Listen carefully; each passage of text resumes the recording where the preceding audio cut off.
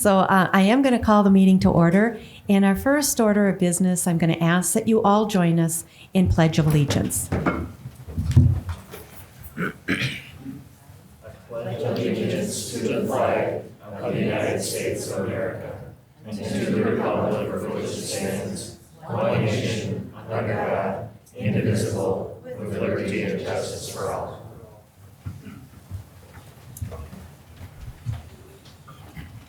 So with that, I'm going to start with some introductions. I'm Lisa Whalen, I'm the mayor, and to my left, I would say, to your right, to my left, we have council members Pam Mortensen, John Chumperlin, Ann McGregor, Kathleen Refkin. On the end, we have our city engineer with WSB, Allison Fauski.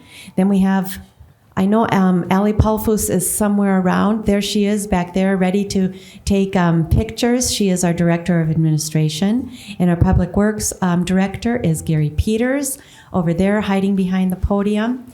And then behind Gary, we have our city clerk, Don Motzko. And then to my right, we have our city administrator, Jasper Krugel. We have Brian Grimm is our finance director. And our community development director is David Abel, but Nick Olson, who is our senior planner, is sitting in for David. And then we have our attorney, Ron Beatty with Kennedy and Graven. And then in the end, we have our chief of police, Paul Falls. So with that, approval of the agenda, we're going to make just a couple of minor changes or additions here. We are going to add 6A is now going to be our water rate presentation. And then we'll move on to our concept plan for McIntoon's grocery store. And then we'll move on to approve a partnership and agreement with Climate Impact Corps for provide a community forestry member to address emerald ash borer. Then we have approve a change order for continued drilling into the Mount Simon aquifer. Then the Wood Edge conditional use permit for boat storage. And then after that, the city council will have a discussion regarding the RFPs for our water engineering services. Are there any other changes or additions?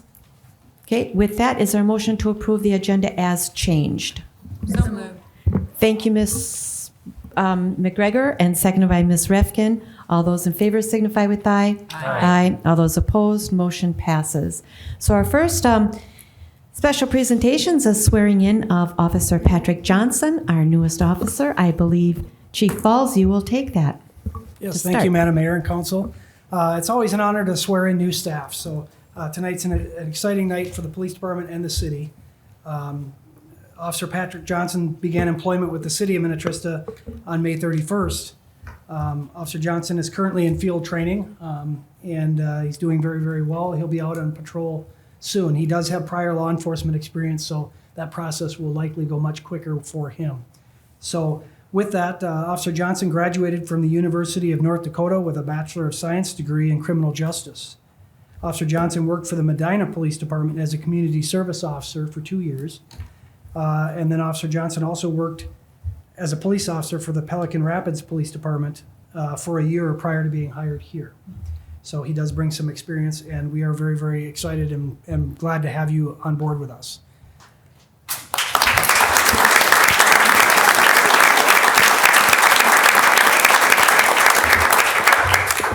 So with that, I'd like to invite Mayor Whalen, Officer Johnson, Lieutenant Squires up to the podium for the swearing in.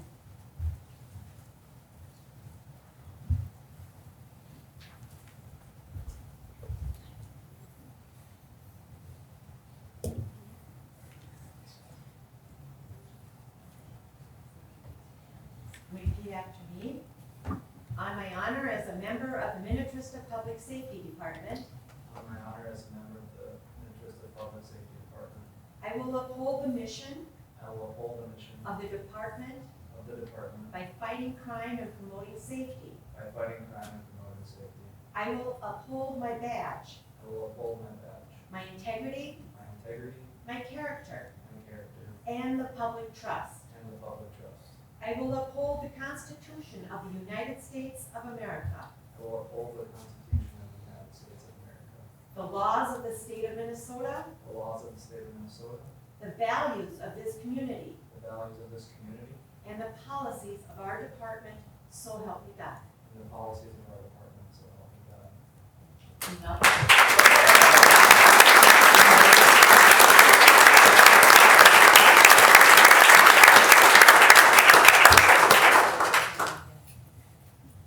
talk amongst yourselves. We're just going to take it. All right, Mom, Dad, you want to go up here?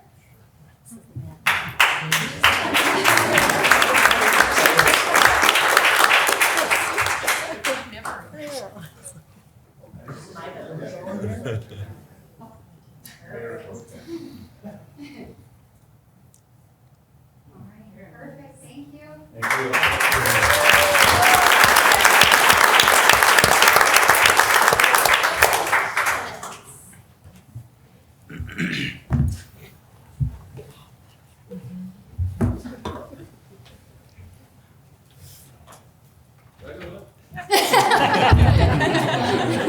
Make him sit through the whole thing.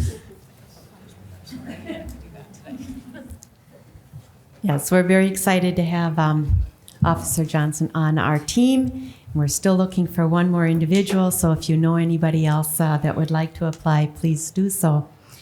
With that, we'll move on to our second presentation of the evening, and that is the second quarter financial update. Mr. Grimm. All right. Thank you, Madam Mayor and Council. And in the interest of time, and my wife reminds me to be self-aware sometimes, I'll probably keep this pretty brief. This is on pages 3 through 15 of the packet. Everything's tracking pretty well as far as second quarter and where we'd be from, comparisons year over year to 2021 with some slight variations that are noted in the memo. So I think I'll open it up for any questions on the report. As far as, don't have nothing really too much else to note other than what's in your packet. So. Council, questions, comments? I made note of a few points, but there's nothing out of order, so it's fine. Great. Thank you. So next we'll move on to persons to be heard. We have quite a few people signed up under subject, it's called road. So first of all, I want to make a few comments. Everybody will be given an opportunity, if you still wish, to come to the podium. You need to state your name and address for the record. You will have 3 minutes, and I'm going to keep it to 3 minutes. If you go longer, I will have to interrupt you.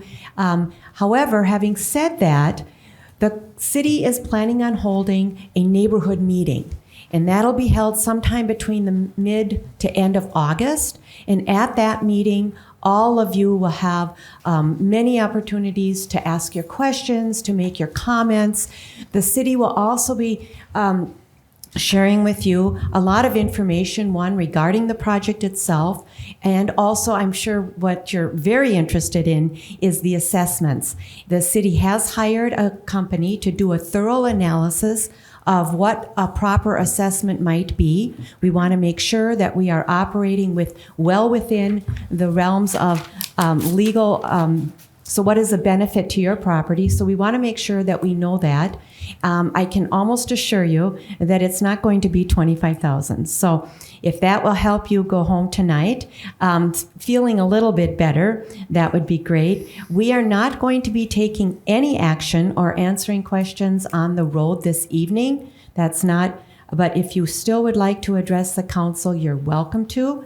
We will be answering questions and taking comments again, like I said, at that neighborhood meeting, which will be held here at City Hall. And then we will also be holding a public hearing, which will happen sometime in September, I believe. October. So that'll give you yet another opportunity to address the council on issues and concerns that you may have. So with that, we have David Goulet, who is signed up. Would you still like to speak?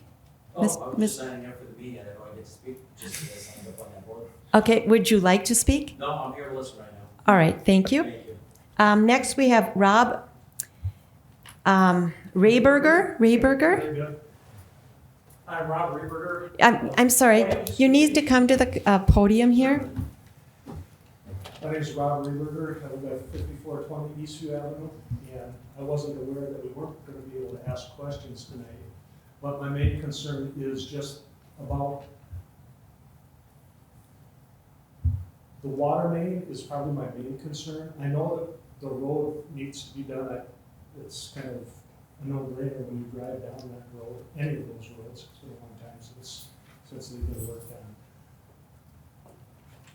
So maybe I can phrase this without a question. You can ask a question. I'm just not sure that we're going to be Okay. answering a lot of them. Is the water main, what is our water main made of? Is it ductile steel? Is it cast iron? Is it plastic? Can anybody here tell me? We will, again, those are things that we're going to be looking at. Okay, so you don't have that tonight. And also, just so you know, we just interviewed 2 firms this evening, right before this, for we're going to be hiring another engineering firm that specializes in water infrastructure. So that firm will be on board, and that firm, whichever one we hire, will be doing the work regarding the water infrastructure in your neighborhood. So they would have that answer at that time? Yes, At yes, the and we next will have, neighborhood meeting? yes, and we will have those answers for you at the neighborhood meeting, yes. Thank you. Yeah. All right. Next, we have Tom James. Good evening. My name is Tom James, 5350 Eastview Avenue. Been on Eastview for 23 years. I have not seen a water main break except at Morning Dew and Westwood Drive. And to go through a full reconstruct seems wasteful. Obviously, as Robin mentioned, our road needs reclaim and resurface. That's what I have to say. Okay, thank you. Thank you, Mr. James. Next, we move on to Cindy Notch.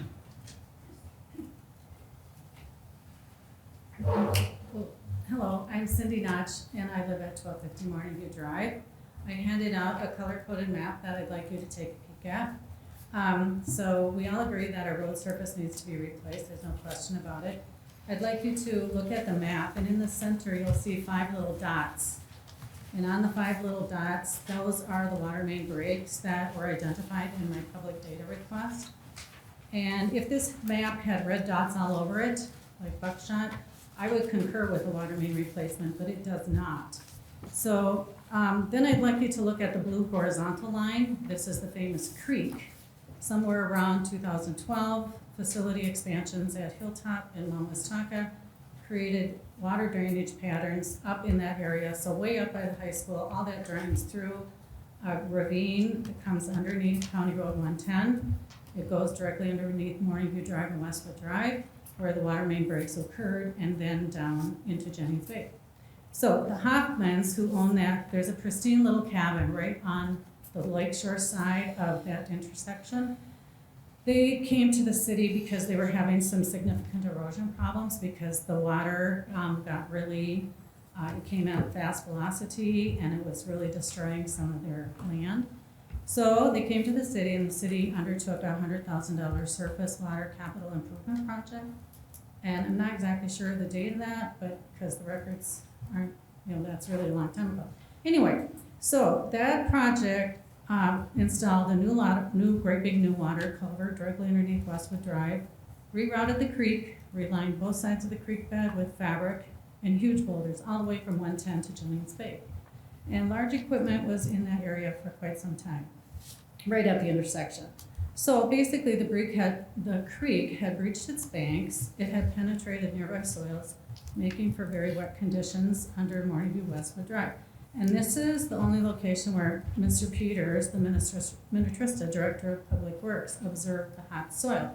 So we believe that the wet conditions probably contributed to corroding the water main or the heavy equipment used to repair the leaky creek damaged our water mains at that location. So that's that area. So now what I want you to do is get familiar with my neighborhood. So if you look at the green lines at the top of the sheet going left to right, that top line is Eastview Avenue, and it also takes a jog to the right. Where it turns, that is Morning View, starts up there. The little jog to the left is Morning View Court, just a little cul-de-sac there. Then Morning View continues on down to meet the red dots. So all of that section is Morning View. Going down south and southeast, you will see the line which is Westwood Drive. And then on the very bottom left to right is Westwood Avenue. So All the green that you see on this map had 0 water main problems in the last 15 years. Furthermore, I didn't ask for years 16 through 49 for the full life Ms. of the pipe. Notch, again, like I stated before, I'm going to interrupt, but this is information you can definitely share at the neighborhood meeting as well. So thank you very much for your comments. And we have My your, concern is that your Ms. decisions Notch? will be made before you understand the Notch? basis of the Ms. Notch? data to Thank- support your decisions. thank you. I think it's important. Okay, thank you.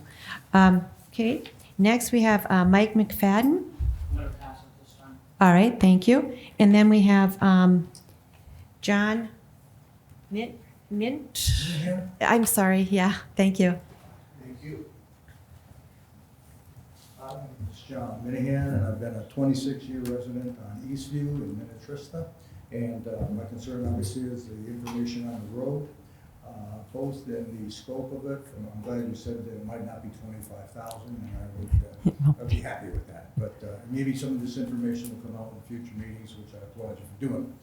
But one of the things to talk about is the scope apparently includes some things like sidewalks and basically widening the whole part of the street.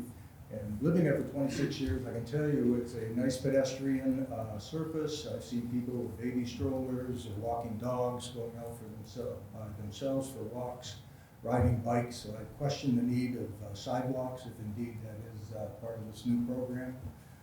Also, I didn't know if there's other bids coming in on this, if there's going to be competitive bids on it, perhaps that would lower the cost. And also, I have one question, and maybe we can talk about that as it comes up. I know ground cover is a contentious issue in some of the meetings that I've listened to or watched over the years with either variances or different projects. And I question the fact that for sidewalks are included, it seems to be adding quite a lot of bit of ground cover there. And like I said, my concern is I don't think you need the sidewalk if that's part of it. And I look forward to some of the additional information that might be coming at future meetings. We're not aware that any sidewalks are included, but we'll again, that neighborhood meeting will be great because a lot of information will be shared then. So, yeah, thank you. Then we have Ron and Pat Jordal. Now, you're here for the Macintoons. Where are you? Okay, what I'm going to do is ask that you wait because it's going to be later on our agenda, and you will have an opportunity then at that time to speak. Is that okay? Sure. All right. And then we have Tom Notch. Good evening, I'm Tom Notch. I live at 1250 Morning View Drive, and lived there for 38 years. Basically, I've been an engineer for 42 years as a professional engineer, and I've got as much, or almost twice the experience of both of the engineers we got from WSP here. So hopefully you'll listen to what I have to say. At a work session on 3/21/22, WSB had a comment in there and said there's a significant break history on our water main justifying replacement.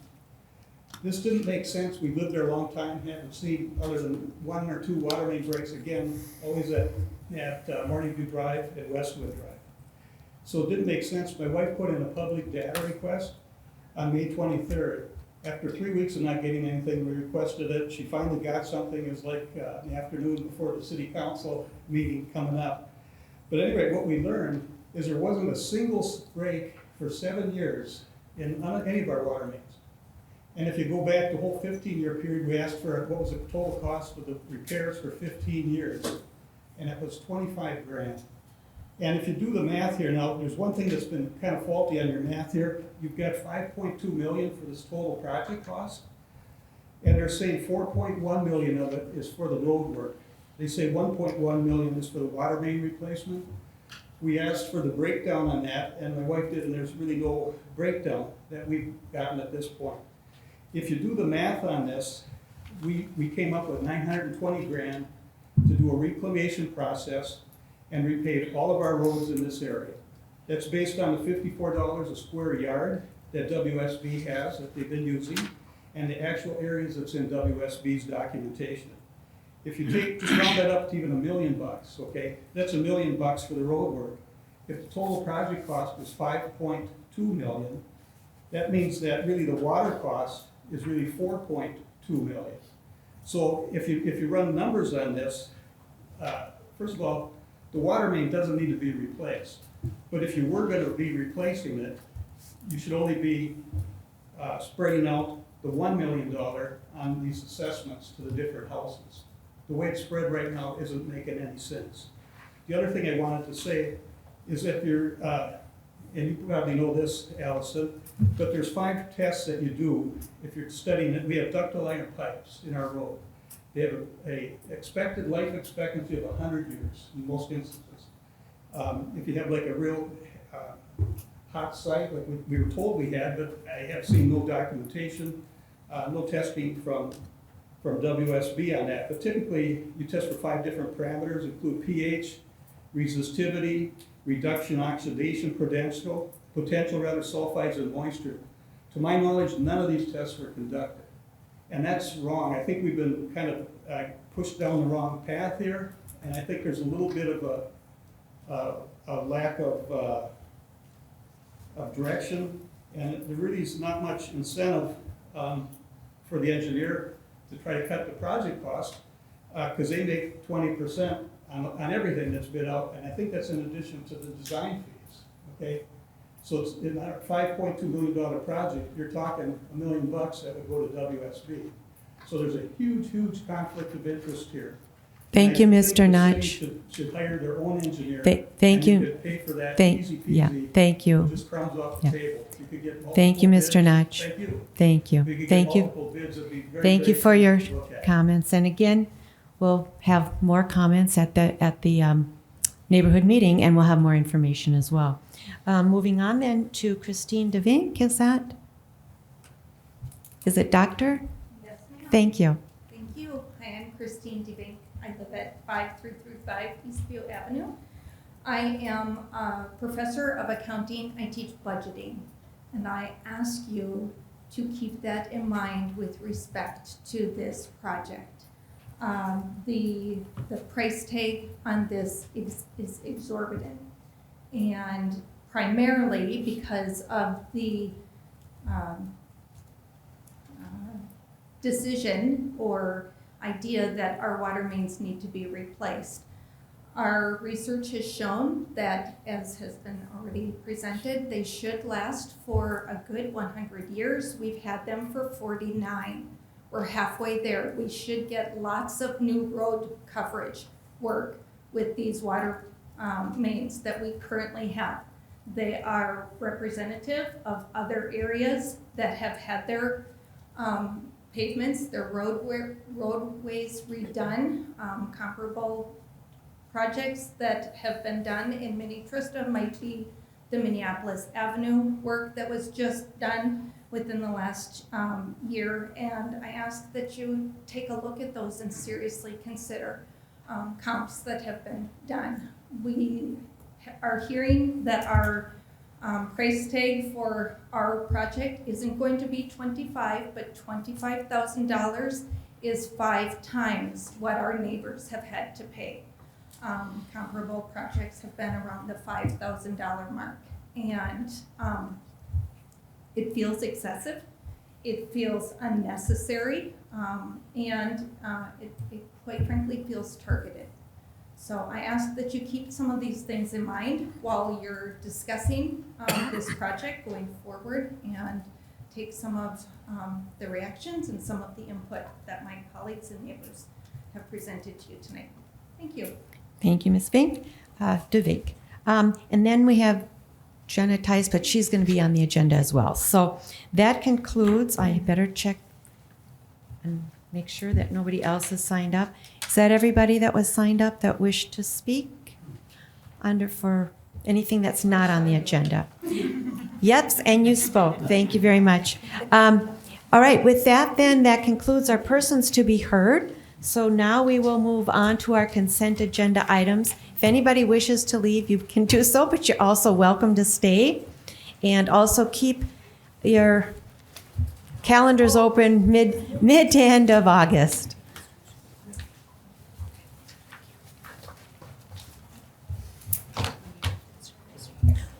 All right, with that, our consent agenda item is rather lengthy. Are there any that you wish to remove? All right, With that, then, our consent agenda items include approve our work session meeting minutes from June 20th, 22, approve our city council regular meeting minutes from June 20th, 22, approve our city council special meeting minutes from July 8th, 2022, a resolution to approve our claims. E is a resolution to approve conditional offer of employment for Chase Dwinell as Community Service Officer. F is authorize the purchase of 2 new police vehicles. G is approve the purchase of service truck for Public Works Department. H is approve the 22 to 23 City of Minnetrista Strategic Plan Summary. I is to recognize National Pregnancy and Infant Loss Remembrance Day of October 15th, 2022. J is approve amendment to the cost-sharing agreement between Mid-Continent Communications and the City of Minnetrista. K is a resolution to amend to the grant agreement between Hennepin County and the City of Minnetrista, and that would also be for the broadband. And J is approve an encroachment agreement between the City of Minnetrista and Mid-Continent Communications. M is approve a Loeffler service agreement. N is approve a final plat for Swan Lakes Estates. Approve, and then O is approve the lease with American Mailing Machine for postage ultimate, whatever. And how do you say unit? It must be a typo. Okay, thank you. I thought I couldn't read. All right, thank you, Brian. And then P is approve and accept the public improvements for the Enchanted development. Q is approve and accept public improvements for the Woodland Cove Lake 3rd Edition. And then R, the final one, is approve plans and specifications and authorize solicitation of quotes for the 22 pavement maintenance project, city project number 06-22. I know that's an awful lot. Glad we didn't run out of letters here. With that, is there a motion to approve consent agenda items A through R? So moved. Thank you, Mr. Chumperland. Is there a second? Second. Thank you, Ms. Refkin. Any further questions? Hearing none, all those in favor signify with aye. Aye. Aye. All those opposed, motion passes 5-0. We don't have any public hearings this evening, so we'll move on to our business items. We added the water rate presentation, so we'll start with that. Thank you, Madam Mayor, members of the council. Shannon Sweeney with David Brown Associates. We were engaged by the city earlier this year to essentially take a look at water rates. Ultimately, we have some capital improvements that we want to consider as we're looking to the future and have an understanding financially how that impacts our water utility and our water fund. Perhaps the most important part of a study like this is the assumptions that we apply in looking into the future. And in a community like yours, those growth assumptions are pretty critical because if we get them wrong, they have drastic impacts on future finances for the city. And so in working with your staff, I thought we took a good and conservative approach in looking at 85 new connections to the water system per year and considering that as what we look forward to as the norm going forward. We increased operating costs within the utility by 2.5% per year. We're adding an additional $75,000 per year in operating costs once the new water treatment facility is brought online. We assume revenue increases from growth will average about 4.5% per year, and that's based on the number of new customers that we're adding to the system. And we're assuming that the project, specifically the water treatment facility, is financed by the Minnesota Public Facilities Authority. The terms that we applied to that loan, which is a significant assumption in this study as well, are a 20-year term and an interest rate of 3%. And those were based on a discussion that I had with the loan officer that would serve the city of Minnetrista should you proceed with an application to that organization. What I would tell the council is that as you move through the planning process, which we learned is relatively significant earlier as you discussed that with engineers, to be mindful that to consider all options for the finance of the treatment facility up until such time as you have to commit to something. Ultimately, interest rates between public and private sources fluctuate based on parameters that sometimes track with the economy and sometimes don't. For the purposes of this discussion, we felt that the PFA loan opportunity was probably the least expensive at this point in time. But that doesn't mean that it will be a couple of years from now or even a year from now when you're looking at financing the construction of that facility. Ultimately, we included the finance of some additional capital improvements. But at the end of the day, the new water treatment facility at $10 million and $75,000 in additional operating costs is ultimately the impact that, you know, requires essentially 50% of the revenues that we projected for 2023 alone would have to go towards that facility. And so in order to make up revenues necessary in order to pay operating expenses on the rest of our system and to accommodate those associated with the new facilities, we have made recommendations in the study that was included in your packet. It's a draft at this point, which we were going to present for discussion purposes. And when I start talking about these numbers, they're still under discussion and are meant to be part of your budget process going forward. So nothing definitive, but ultimately, at the end of the day, we're looking at increases in the neighborhood of 14% per year through 2026 in order to accommodate or create the revenues that are necessary to support these capital investments, namely the water treatment facility and the operating costs associated with that. Within the study itself, we provided a projection on rates and rate categories using your existing system and making those increases across the board.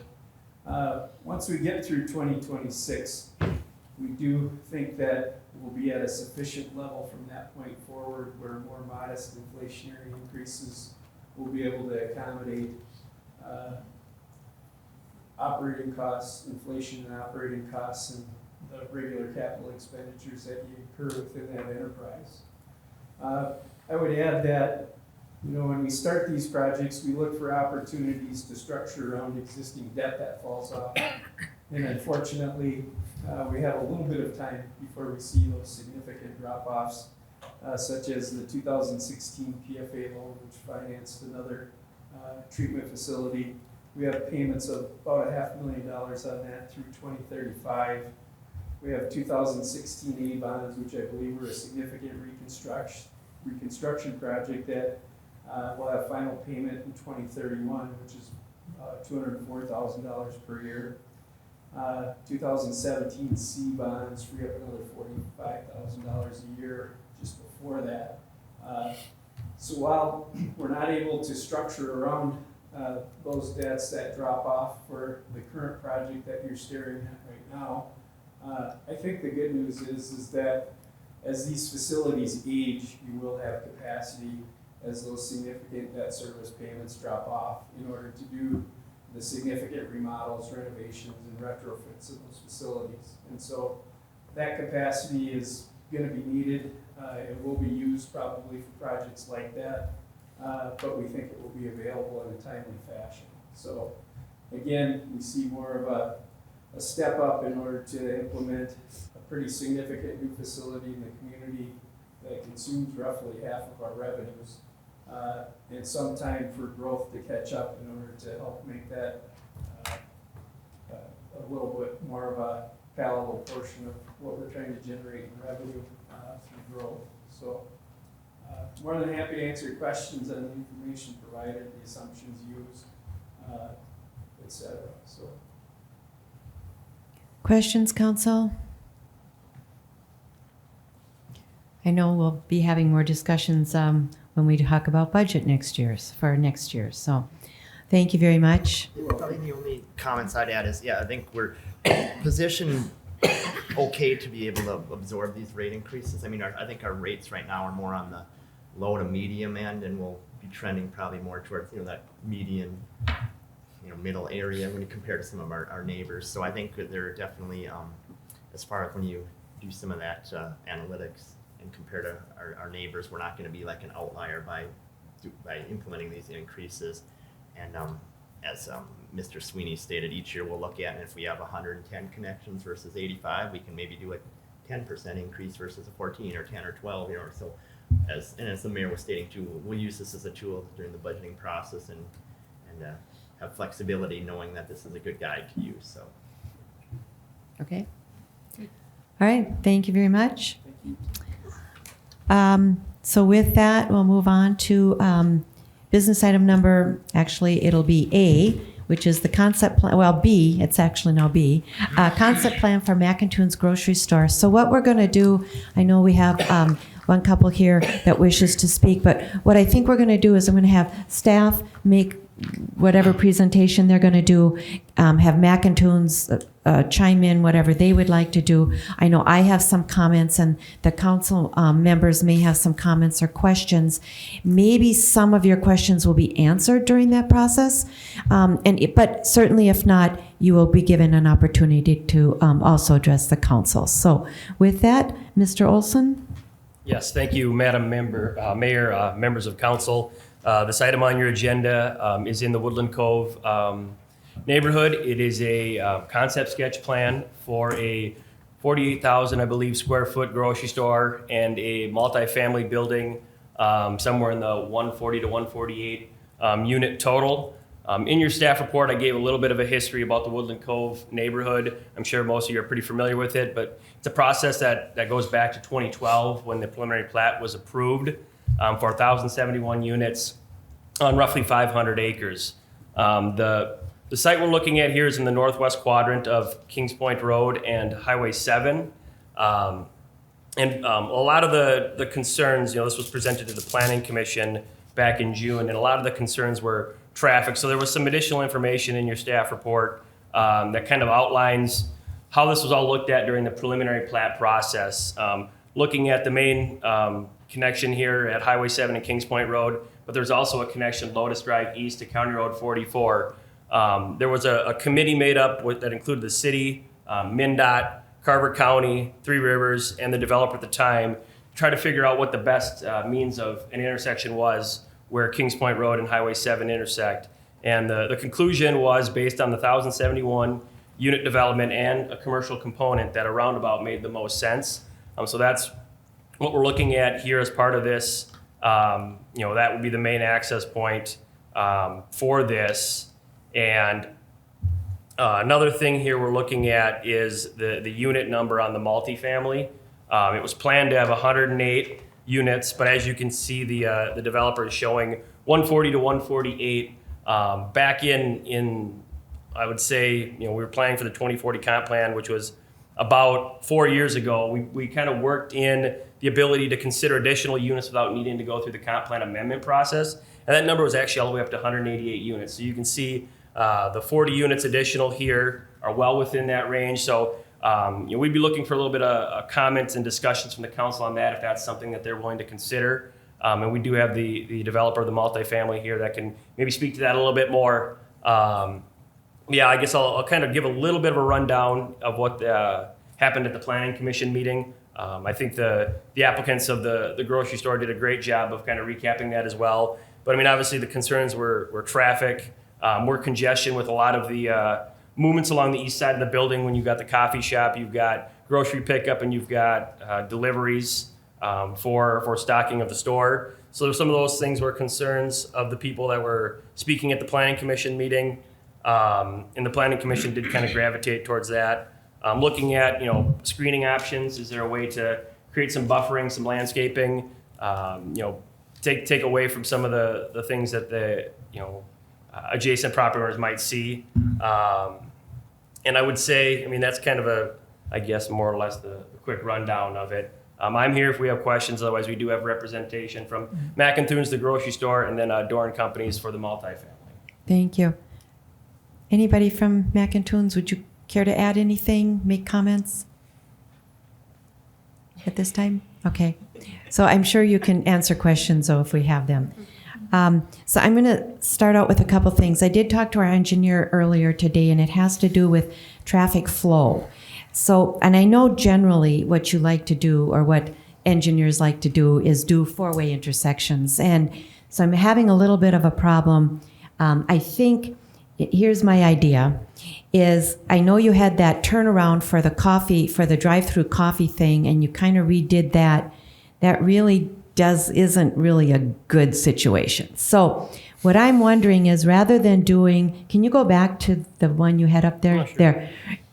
Rather than doing a four-way intersection at, what is that, Cove Lane or what is, yeah. Cranesville and. Cranesville. Yep, Thank Kings you. Point Road, yep. It can do a number, if you move that down and could swing it down almost to the center of there, right approximately there, one, you're going to keep the traffic south of Cranesville, south of the people that are living there. Plus, I think that could then eliminate having to do that jog for the turnaround for the coffee line. So in other words, they can go through your coffee, the drive-through, and then just go right up and come right out. So just make a one-way exit there? No, it can be in and out, but I'm just saying they're going to come around and they don't have to go up and around and through. It'll just be coming through there. Isn't that back entrance for the delivery trucks though? They could still be there, yeah. So you want to add a fourth entrance? No, eliminate that, the furthest north one. It would be just like the furthest north one, except it would be down further. How would that work for the substation? Where would that road be for them to get out of that? You'd still have that, it's kind of hard to describe without a pointer here. You would still have that road up there. And that's the other thing. The substation, we had always talked about, and I'm not sure if who's been consulted, we always talked about having like about an acre there. So if you move that road down, you could actually gain a little more space for that substation. Yeah. I don't know how to use it. So this road, if it were to come like this and then swing down like that, you'd actually gain a little more space for that substation, which I'm not sure what eventually will go there, but we want to make sure that whatever we want to put there will have ample space. I'm just questioning whether a 0.66 acres, I think it was, is going to be sufficient for that. How would that work with Cranesville then? They would have to get onto Woodland Cove or get onto Kings Point Road and then swing in that way? So there wouldn't be anything, the median would move up and block that? No, the median would still be open here for Cranesville. You come down here and they would go out. So this is coming down here, swinging in, and there'd be an opening here in the median there as well. Left turn lane as well. Yeah, correct. Can I add, just tell me if this is totally crazy or what? Well, Madam Mayor, I don't think it's totally crazy. I think it's always a good opportunity to have some discussion about this. So certainly when we look at, there's a couple components. One, we want to take a look at the traffic patterns and volumes on Kings Point Road, the public right-of-way. And then there's certainly some internal functional traffic patterns that the development team looks at. One of the things when we take a look at, we usually try to and encourage to have intersections align. And hearing some of the concerns, would we be able to move that northern access down a little bit? My suggestion is that there might be an opportunity for the development team's traffic engineering team to have some discussions with city staff, and we can certainly bring in a traffic consultant to be in on that discussion as well, as far as what happens if you do that offset. Because I think that might be an important conversation when you look at safety and how do you handle some of the traffic volumes coming through there. So that would be my 2 cents on taking a look at that. So that road then is primarily for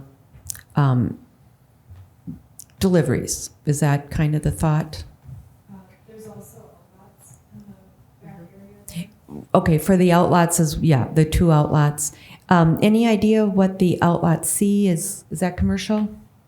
That would be part of the plan, yes. Yeah, okay. They maybe could speak to some prospects they've had for that outlot about the expectation would that be some additional commercial space as well.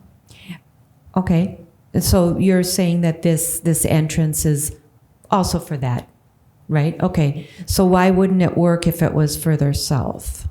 I'm just asking. I'm not sure how a semi would turn around if it was further south to get to the loading line. That will make it difficult, yes.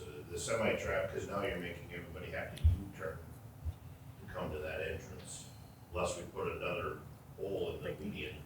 Yeah, that's what I'm saying. Yeah, that's what I'm saying. On the median? Yeah. So you. Great. I'm not saying a U-turn, yeah. Yeah, I don't wanna. You know, maybe come to the podium. Since I get point over Sure. here, currently a full-size semi-truck requires this kind of distance to make this turn and move in here. There's no space. I mean, this is designed to accommodate a full-size delivery semi-truck. If the entrance is moved in here, a semi-truck would basically need a 130-foot diameter circle to make this movement. This whole area would become a delivery area. And all of the commercial traffic that is using this would basically be driving through a truck Okay. order. Okay, all right, thank you. Good information to know. All right, another question. Another concern I have is I'm fine with the 148 units. I don't think that makes any difference whether it's 108 or 148 or whatever. But my concern is this private road. All right, which I think is good, great. But I'm just wondering, would it make sense? You have two openings down here. You have this opening and then two openings. Wouldn't it make sense to just have the first opening and then have it closed and then maybe have an opening at the top? My question or my concern is that you have this access to upper parking level. I'm assuming it's for the people living in this apartment building, right? So if you have that second opening up higher, they could still use that same entrance coming in and then drive in front of the apartment to get up to the access? If I could, Mayor, explain, so this grade entry here is L2 level parking, so 2 levels down. Approximately 22-foot grade drop. Okay. From the entry here to where this parking enters here. This retaining wall that spans along this line here, at this area will be 2 to 4 feet in height. At this area, it will be 20 to 25 feet in height. Okay. To allow for this access to this lower level garage entry. Okay. So having access to this upper parking area from this, what is really a drive ramp to lower parking, is not feasible. This access here is specifically For the coffee. lane for the coffee. Right. And then this access is primarily to service the primary parking area and then also the guest entry for the apartment. Okay, is that, with those two entrances, is that confusing? I mean, like, my concern is, will people be driving down that private road and then get to the end and then not know where to go or how to turn around? I I mean, think it'll be signage we need to be well done. We've looked at, again, this is a schematic, so we're not advancing it to where there's probably be a right-only entry in here. okay. And then this one will be well signed.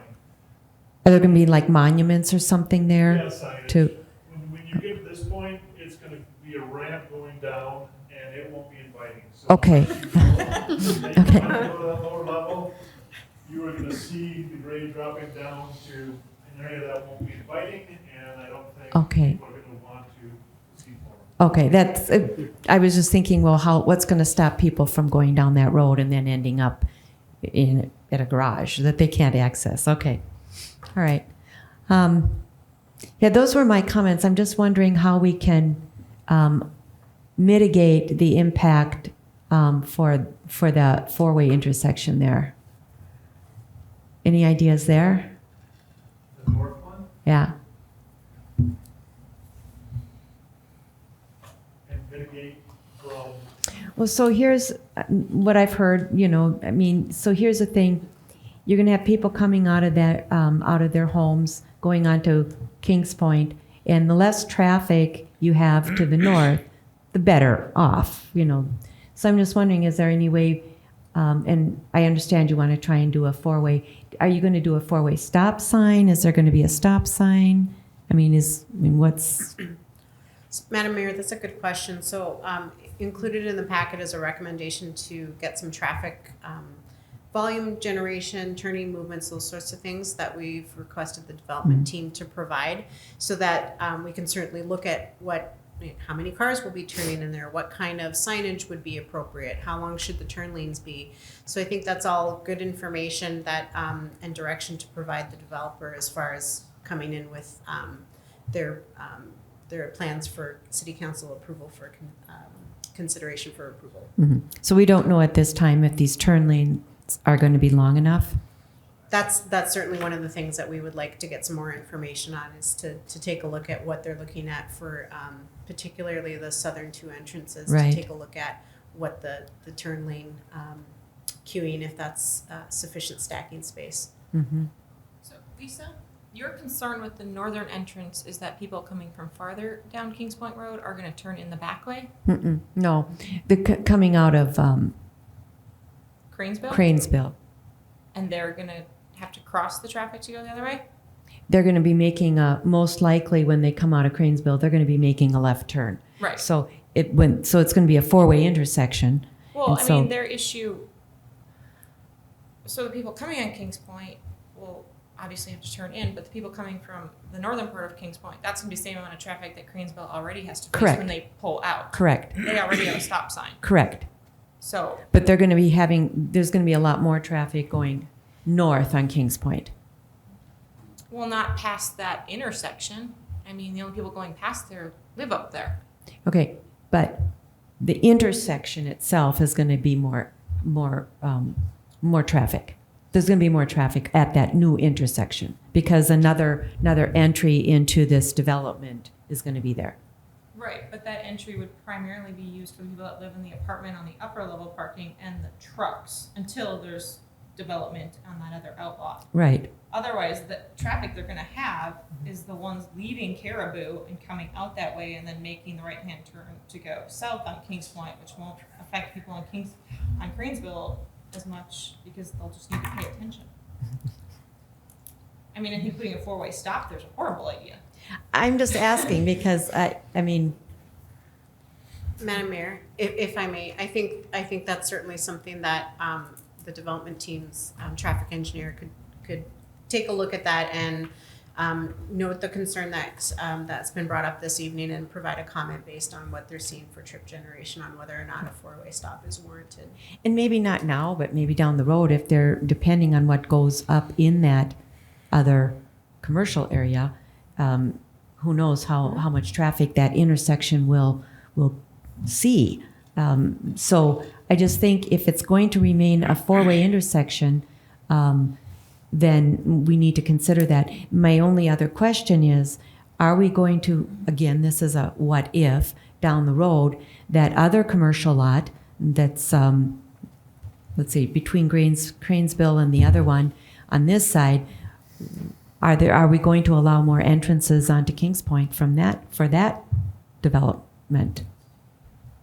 That was why I was thinking, well, if we're going to allow another entrance, maybe then create a four-way intersection or opportunity now. Yeah, certainly. I think that's something that I can have some discussions with the planning department if that was ever something that was looked at conceptually through the preliminary plat and AUAR updates for the Woodland Cove development to see what they were looking at for access points for those two outlots.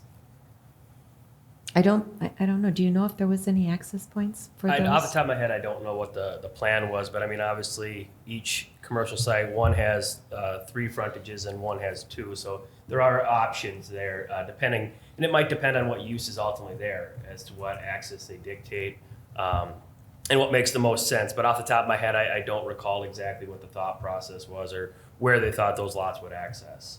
Okay, because I'd hate to have more accesses onto Cranesville for that commercial lot. You know what I'm saying? It should be off of Kings Point or off of the other one. Just some thoughts. Okay, so we'll get a traffic update or? Yes, Study? Madam Mayor, that was part of the recommendation, was to get some trip generation and some other turning movement information so that between the developer's engineer and your engineering team, we could come up with some recommendations for turn lane lengths and, as you mentioned, some traffic control devices, and making sure that we're getting that corridor to accommodate all that traffic. So just a quick question, how many feet on that first turn lane for the first entrance, how many feet do you have there?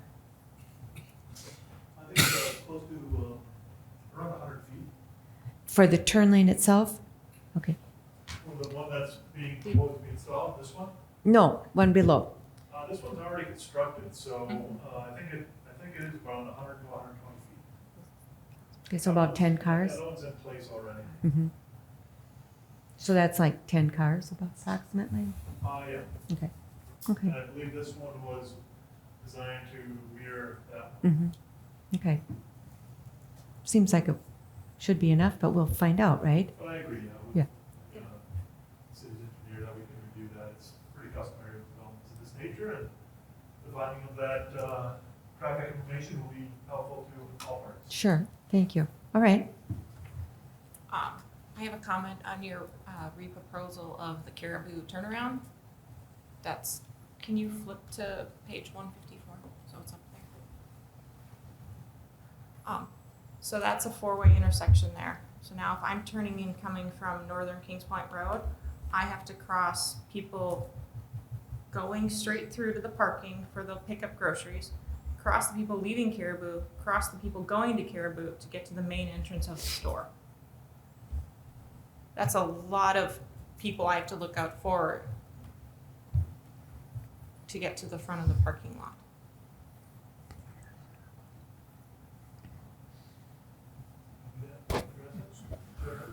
So,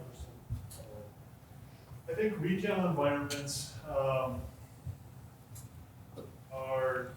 some about building habits, building good habits, and are about customers who return and learn how to use the parking facilities in a way that they don't get caught in situations. After this facility's been open, people coming northbound on Kings Point Road are going to learn to use the south entry and rear load the parking because they want to avoid a lot of the congestion, like a lot of retail stores with pedestrian congestion across the front, coffee interaction between car and vehicle, right, car and pedestrian conflicts, and this has become a rear loaded parking facility.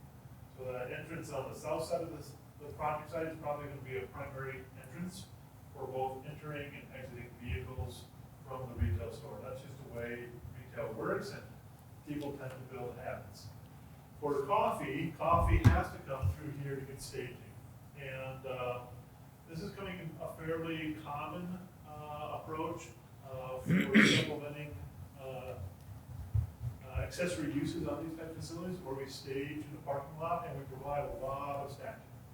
So I think in this one, it's beyond what Caribou requirements are by quite a bit. Right, but I live north of this on Kings Point Road, so I'm going to use that middle entrance because I'm not going to go in the loading one. So you're going to be probably one of few people because I think the trip generations will show that the primary traffic is going to come from the south. We're off that south axis, and yep, this one will have a few conflicts, but with appropriate striping, signage, we believe those conflicts can be accommodated on this retail.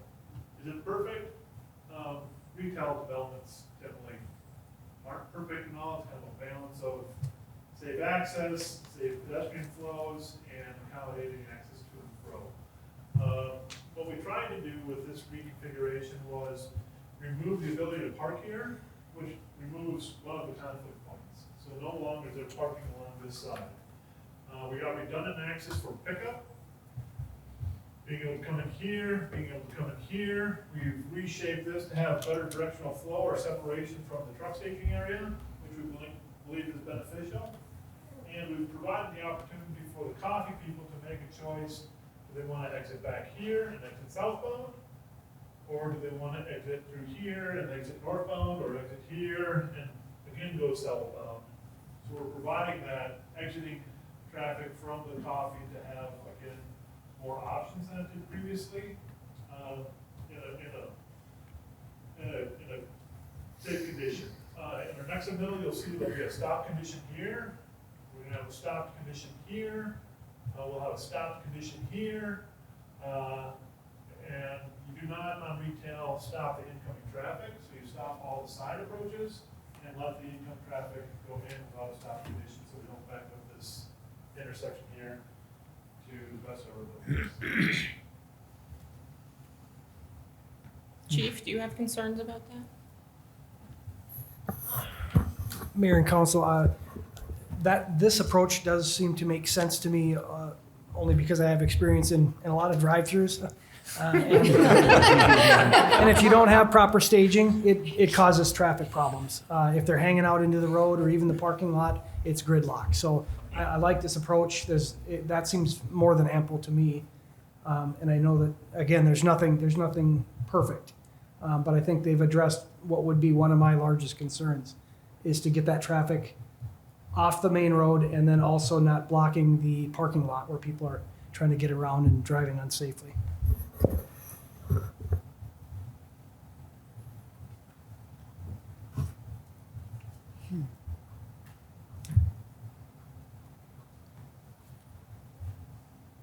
And have you looked at any other options for the coffee exit? We have, I mean, it's changed from when we were kind of skewed out. We looked at an option to where they potentially skew it out and turn it around. But on this side of the building, pickup is on the driver's side. We don't have a pharmacy type where you can go up and over, so with this orientation, this is kind of the most common approach to refining and creating that space for that exiting movement. So there's going to be two-way traffic though, right? You're saying, if I'm right there? Correct, we love two-lane traffic flow in the driveway, so vehicles can come in, turn in here, go to the pickup, and they have a choice to either leave southbound through this area, back through this outlet, or go northbound and keep going northbound and King Point Road, or go southbound. So this drive lane is a two-lane flow. That is a one-way for coffee pickup only.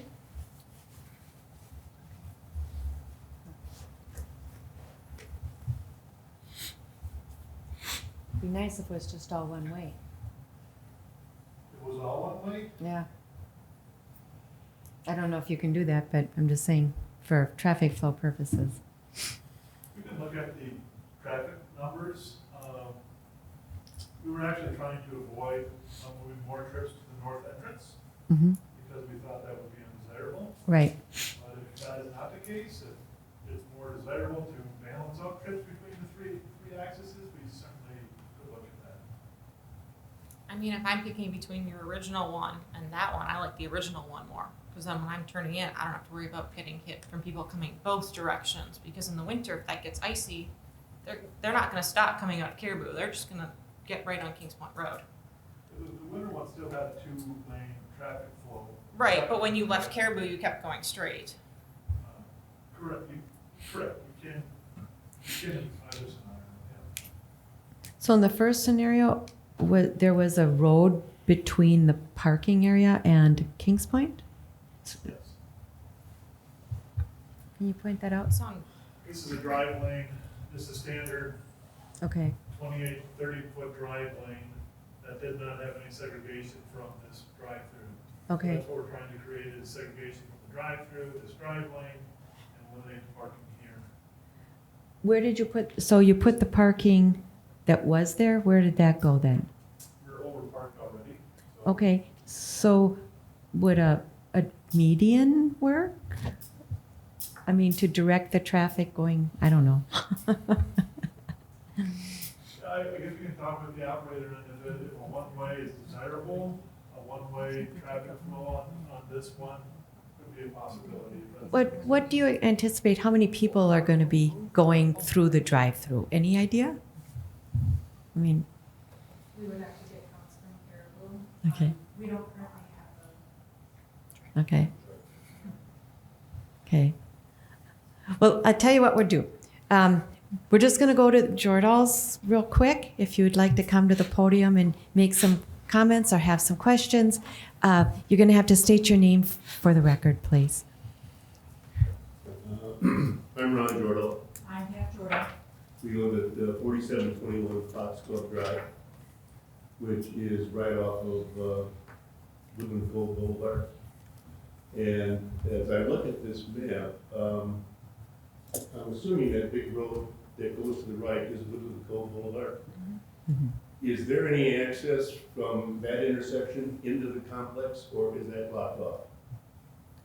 In other words, can you come up to Woodland Cove Boulevard and take a left to go into the facility, or you have to either go to the first entrance or the top entrance to get into the complex? The apartment complex? No. As you look at that, when you come off Highway 7, you see what is the first road to the left. Yep. Which is an entrance into the center shopping center or the grocery store. And if you continue on, that road goes to the parking ramp. Mm-hmm. Okay. Then if you go further up Kings Point, to where Woodland Cove is. Yep. My question is there an entrance and an exit into the shopping center? Yeah. Yes. Yes. So when we come out of Woodland Cove, we are going to be confronting traffic going into Magnum Foods. Right. On the left-hand turn, yeah. Mm-hmm. Right. I mean, and then potentially on the right-hand coming south as well. So, but that intersection that we use as an access in and out of our residential area is, we're going to have to contend with traffic. It's a four-way intersection, yeah. North and south into the development. Correct, yep. Okay. I don't know how many people have ever been out there and already driven through or driven by or taken a look at the traffic that's out there.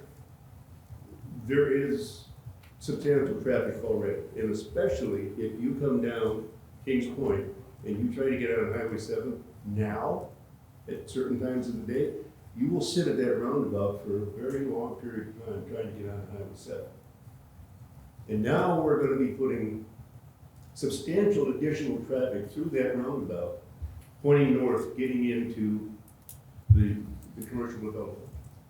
And the word traffic has been tossed around a lot, and I'm glad it is, because traffic, in our opinion, and for most of us who live off of Fox Club and going into the development, there is a lot of concern about the fact that we are going to be dealing with a lot of additional traffic to get in and out of our residential development. There's no way around it. I mean, there's only one access off of Highway 7 in here and out of here.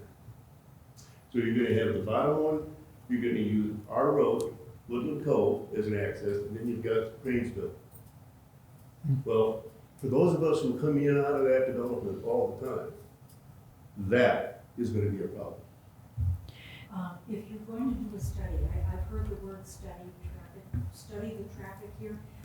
When we were to the meeting at the Gillespie, which was not a part of this group, Woodland Cove Master Association had a meeting at the Gillespie earlier in June. And it was suggested to us that the traffic flow and the fact that the traffic could be accommodated was based on a study that was done 10 years ago. 10 years ago.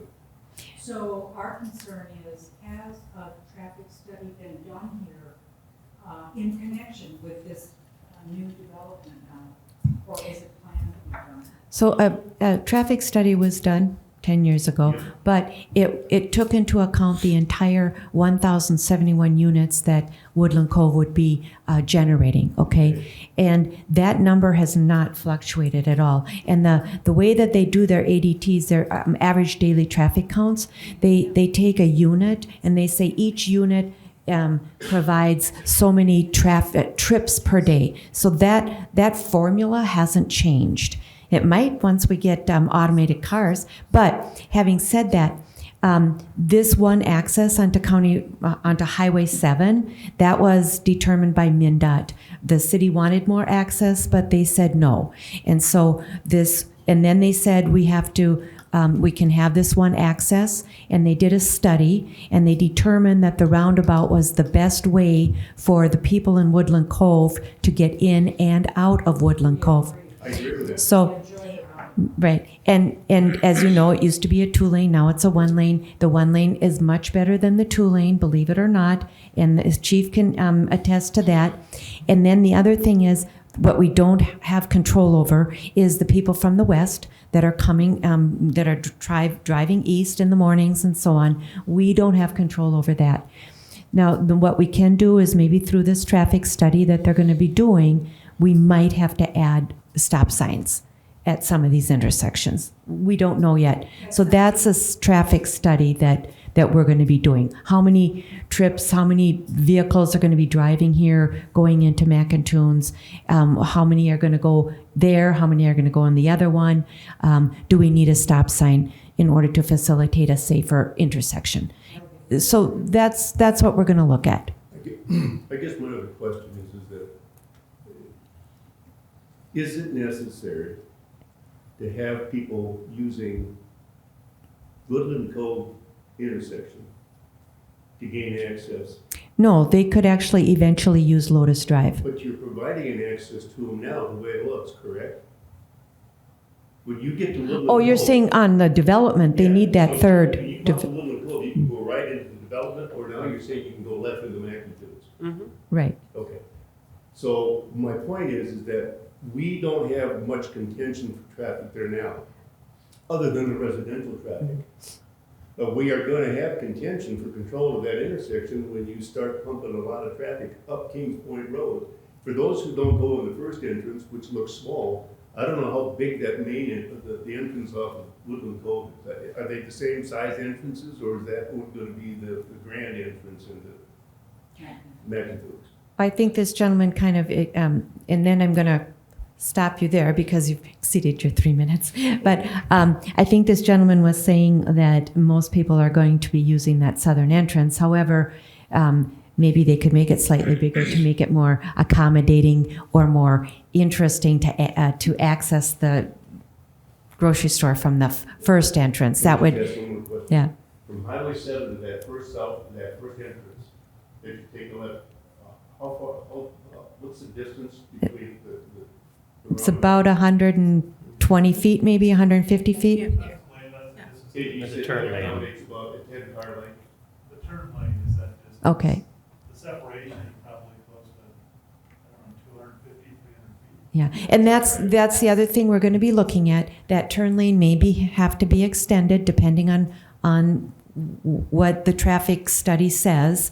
So that may end up, but that's what I was asking you before, and that's why I thought you said it was 100 feet, but you meant the turn lane was 100 feet. So it might have to be extended. That median, how, is currently there. It's the Yes. opening that goes to nowhere. Yes, So, I mean, it's exactly. there And now. then the next opening Is the main one, yeah. Right. So, and that'll be looked at. So we'll do our best. Okay. So, Thank you. yeah. Are the plans, whatever that came out of that planning commission meeting, are they available for the public? The plans are the minutes. We didn't know about that meeting, we missed that. We missed I think everything that's was included in the packet is available. I mean, you can see that online. The minutes of the meeting, they are reviewed by the planning commission at their next meeting. So coming up here next week, they would then review the minutes from June. And then once that's approved, they're made public. So they're not verbatim minutes, but they are, a summary of the meeting. So that would be made available potentially sometime next week, assuming the planning commission adopts them with no changes. So you have the minutes there, but I think everything else that's been shown here tonight is either available through the city council packet for tonight's meeting, or you could look back at the June 27th planning commission meeting, and that would all be there as well. So that stuff's all there. The only thing, I guess, that's forthcoming would be the minutes from the planning commission meeting. Like I said, would be adopted at the 25th meeting next Monday, and then posted sometime later that week. So you could have the kind of the recap of that meeting. So, Thank you. Thank you. All right. So it looks to me, maybe, Mr. Engineer, you could get, I don't know your name, I apologize. Like those entrance points are about the same width, are they not? Or no? At the time, in the schematic one, they are widening the south one slightly to accommodate additional inbound lane to the car. Okay, all right. Because, Ms. Refkin? I like it. I Okay. like Mac and Coons. I shop at Well- all the time. My I think- concern is the the cross traffic with the Caribou. I said I liked the original plan more. It seemed a lot safer. But if Chief doesn't have concerns, then that's fine. There's going to be more traffic, but there's also going to be a back way out of the neighborhood when Lotus is finished, and that's how I always go in and out. That's gonna become a pressure point right past our house, actually. Mhm. Yeah. Woodland Cove, which will turn into Lotus. Yep, that, I mean, that is the road into that development. Mhm. This past, is Woodland Cove. Right, but I'm saying once the back roads are finished, people will be able to leave the development and get on Lotus and get on 244 that way. Right. And a lot of people used to do that a lot in the morning. So there will be less traffic on Kings Point Road in the morning when it's hard, when there'll be increased traffic. Traffic going east to 44 and getting out of the development. Yes. Correct. Yes. Past our house. No, Yeah. not No. from the development east. Right. Yeah. That would only happen for the traffic that's gonna come west. Out of the development on Woodland Cove. See, I think what Ms. Refkin's getting at is once the phases that they're currently under construction, once those roads gets completed and things start to open up, hopefully some of the people that are living in Woodland Cove now that have gotten used to going west to Kings Point Road down to 7, just because it was maybe an easier, safer, less construction, maybe once those roads get completed, some of that traffic will then head east through Lotus Drive to County Road 44 to a controlled intersection on Highway 7, hopefully splitting up some of that trips, hopefully lessening some of the pressure on the intersection, the roundabout at Kings Point Road and Highway 7. That's kind of the thought. I mean, obviously, I think a lot of people that have came in aren't used to that because they don't know any different. I mean, if they've been in there for a year or less, they would only know kind of the temporary situation we have been going through as those phases were getting completed. Is Lotus Road scheduled for improvement and then widening? Because I mean, that's just a. No, it's not. It's not going to get widened. Well, it depends on which part of the road he's talking about. Because some of the road isn't finished, so it's still the temporary road. The ones that have curb are done, but they're still connecting and But as adding a- more No, roads. the residential gas trillium. No, that's not getting changed. That's not gonna change. No, as it goes Not through at the this time. park, it is what it is, and that was determined many years ago. Yeah, I mean, for now, that's what it'll be like. right. So with that, just one comment or one question. Outlot C, you said you had some interest in that.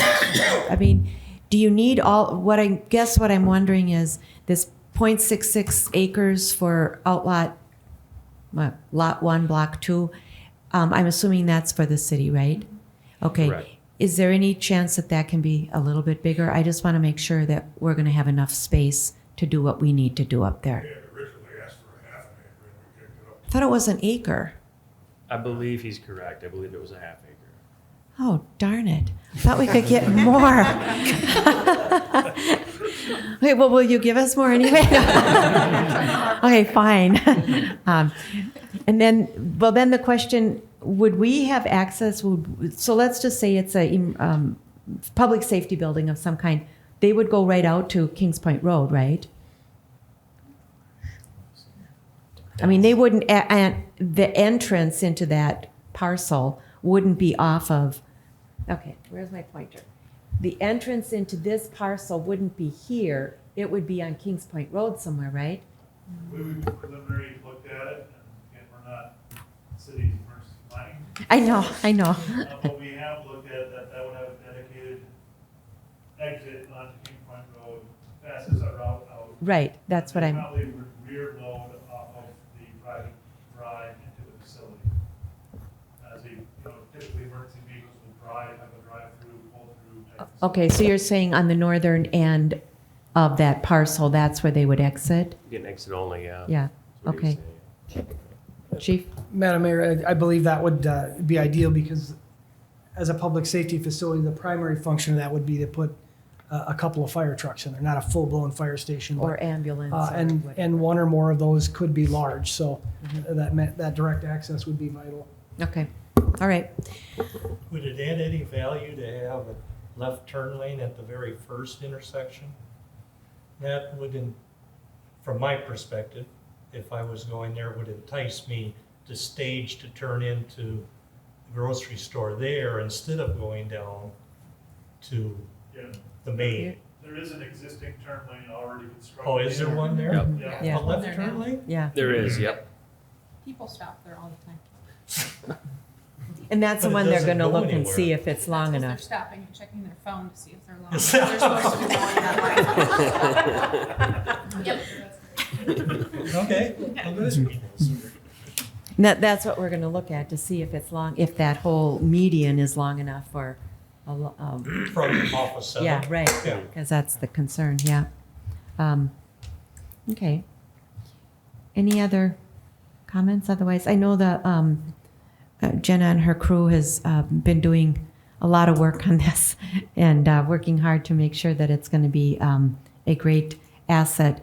And I will say this, I know there's some people in Woodland Cove that are not very happy about it, but as a council, we need to make a decision as to what's best for the entire community, and not just Woodland Cove, but for the entire community. And I do know that this would be of benefit for people in Trillium Bay and Palmer Point and Hunter's Crest and Turtle Creek and all the points in between. So I do think that it should move forward. We'll. If I may add, Madam Mayor, we have been in support of this development. We think that's a hell of a facility, and we use it all the time in Wacom. Yeah. So we're happy that this is coming. Our only issue has been the influx, the increase in traffic that is going to be coming up Kings Point. Into that, I mean, right. Because like I said, Yeah. we go in and out of this thing all the time. Right. And we see what the traffic is. We deal with the traffic. We live there. Yeah. So to us, it's a real thing. It's not something that you put on a board and draw a picture of in a graph. And, Right. you know, that kind of. Right. No, I understand. And we're doing the traffic study, and we'll see if we need any traffic control, stop signs or whatever. Oh, So, yes. yep. Oh, yeah. With that. Okay. All right. Council, anything else? Because we don't need to make a motion or anything. This is just kind of direction. If you want to give us more land, we'll take it. And thank you for your explanations of all of this. That's very helpful. So, looking forward to it. So, I appreciate the work that's been done since the Planning Commission. You took all the things that were said by the different people, and you put the scenarios out there to see if they would fit. And we're back to this, but by putting the buffers in, working on the traffic flow, I think it's a good project. Like Eric said, nothing's perfect. We want it to obviously work for Woodland Cove as well. Appreciate We're not. And just like Laconia, we want to be good neighbors with everybody around, and we'll do whatever we can. And yeah, because we Yeah. all live together. It's all our neighborhoods, all our areas. So you got to coexist. thank you. Thank you. All right. Again, thank you, and we're looking forward to a wonderful, successful project. We'll see you back here in probably September. Do you know when you'll be back? Okay. No, it's likely first part of September. Okay. All right. That's what I thought. All right. I mean, you can come and join the Planning Commission on Monday. That's fine, you know. All right. All right. With that, then we'll move on to our next business item, and that's approve a partnership and agreement with Climate Impact Corps to provide a community forestry member to address the emerald ash borer situation. Yeah, Madam Mayor, members Infestation, of I should say. yeah, Madam Mayor, members of council, here to talk a little bit about something you likely have heard about in various news releases and just around the area. Emerald ash borer. It was confirmed in our community about a month ago. We found it in Hunter's Crest on off Antler. The trees have been removed, I believe. So.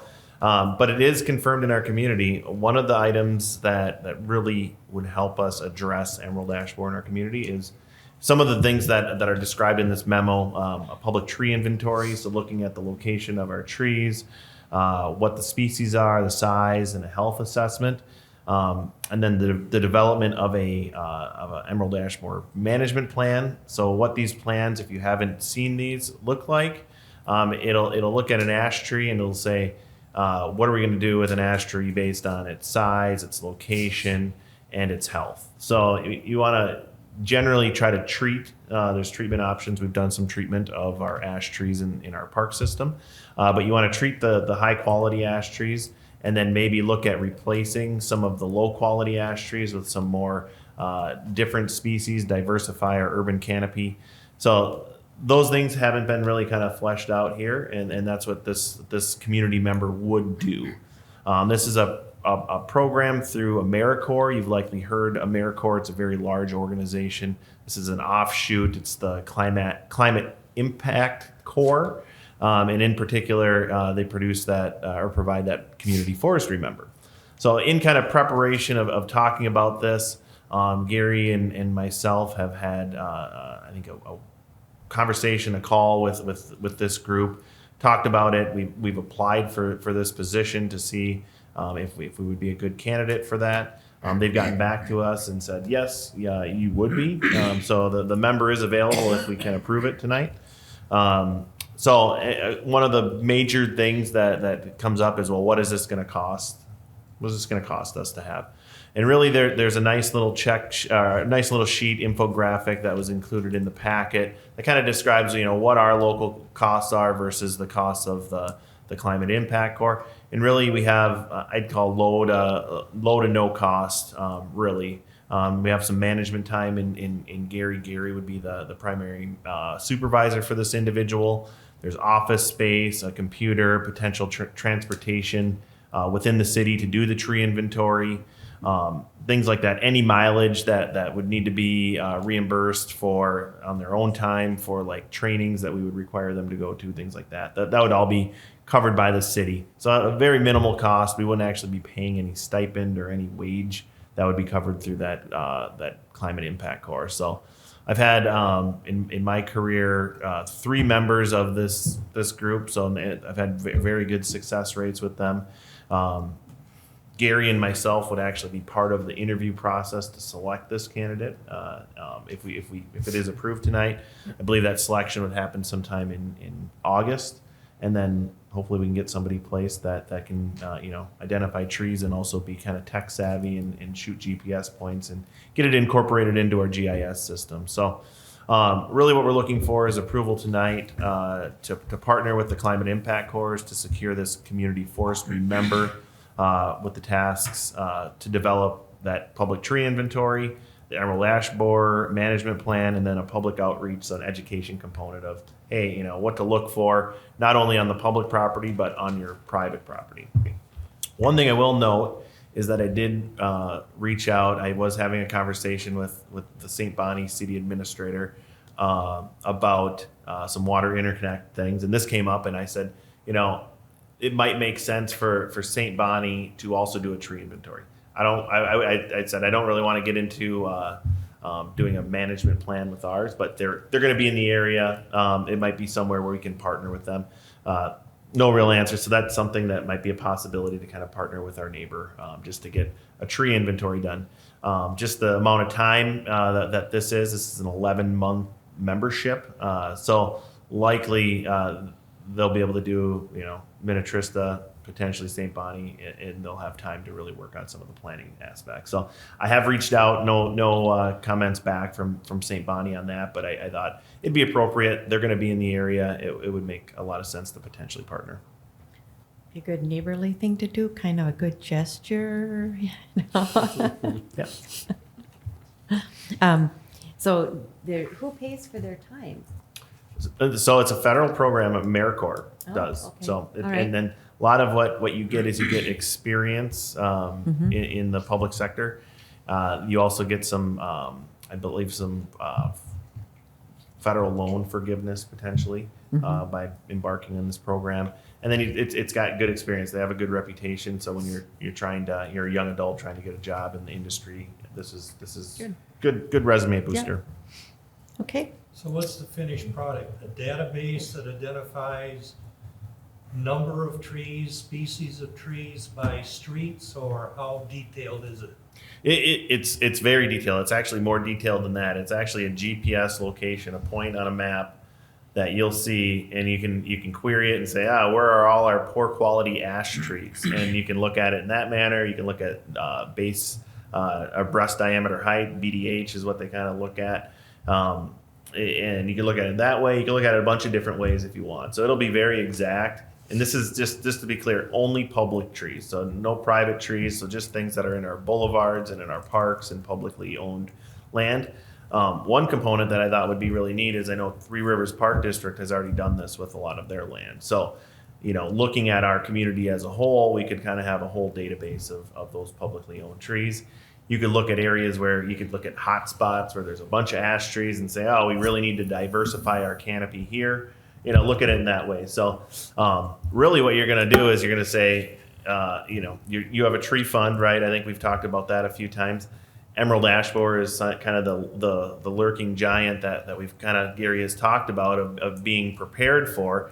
It's here. We have to develop a plan because the cost could really escalate quickly if we don't have a plan and we're not managing it early in the game. I think you're also qualified for different grants through Hennepin County and even the state if you have a plan. But if you don't have a tree inventory, you don't qualify. So That is correct. I'm pretty sure. There's actually, there was a grant run last year that you needed a plan. You needed to have basically these items, and they were giving away money. So, okay, question? Good idea? Is there anybody else other than this company that does this? More local rather than going federal? No, they're local, or could be local people. It's paid for by the And feds. that's what I mean, Yeah. but more like the University of Minnesota. Not that I know of. So I would say that they're generally under the same umbrella. So, like University of Minnesota, you could get somebody that is a graduate from the University of Minnesota, but the program itself is a governmental program that's federal but locally based. The other option would be to pay an organization to do this, and it'd be fairly expensive. Probably talking $25,000. They might get some of their people from the U. Yeah, definitely. They might. I think a lot of the students sign up for this because it gives them the experience and they get paid a little bit. They don't get paid a lot, but they get paid some. Yeah. And Gary would be the person in charge, and you have the time. We can fit it in. I mean, it's not going to be that much more of my time to supervise one extra person. So, I mean, this person will pretty much be on their own, but it will be guiding them to what they need to do. And I'm sure the first few weeks, just getting to know the lay of the land, what's ours, where boulevards, getting onto our system and helping them, identify, helping to show right of ways and stuff like that. So once they get going, I just see them checking in and, kind of giving me a synopsis of what they've done so far, where they're at. They'll pretty much be on their own identifying trees and, marking and GPSing and. Mm-hmm. Okay. Just start quickly. It does. Potentially, we could have somebody in here by August. And it's 11 months. Well, it's an 11-month term. I believe the original term starts on August 1st, so we get a little bit short of 11 months likely. It goes through, let me think here. It goes through July 31st, so September 1st would be when it could start. So it could potentially be the full 11 months. So they'll be doing it during the winter? They will be. They'll be working likely on the plan a little bit more so, but they should be trained so they can identify trees in the winter as well. You can identify by bark. Yep. Trees by bark too. Good. And these are going to be your forestry students, your arborists and stuff like that. People going out in that trade, that do know trees. I mean, that's what their forte is going to be in their industry. So, we would suspect that they would know, whether or not they're grading subspecies. We don't, that's another thing. But they should know the primary species of the tree. So. All right. So, any other questions? Good questions. Staff is recommending approving the partnering with the Climate Impact Corps to secure a community forestry member with the task of developing a public tree inventory. Is there a motion to that effect? So moved. Thank you, Ms. Refkin. Is there a second? I'll second. Thank you, Mr. Chumperland. Any further questions? Hearing none, all those in favor can signify with aye. Aye. All those opposed, motion passes 5-0. Next, it's approve a change order for the continued drilling into the Mount Simon Aquifer. Kind of- I'll leave it to Yeah. the Public Works Director. He can Okay. present on this. Madam Mayor, Council, yes, this is a change order to continue to drill into the Mount Simon. The original plan for wells 10 and 11 were to drill into the Tunnel City, more to the Wanawak formation, install the data logger, do a pump test and check water quality, and then once that was observed, then to go down into the Mount Simon and do the same thing. Once drilling started, the contractor contacted us and was informed that the Jordan Aquifer is in that area, which is great for us. We got down to that at a very shallow level. Did a pump test. We determined to do the pump test there, the first one. Great water producing. We were at 25 gallons a foot, gallons per foot of drawdown, which is amazing compared to our present well 6 and 7, which is 4 to 6 gallons a foot per drawdown. So it is a lot of water that's available.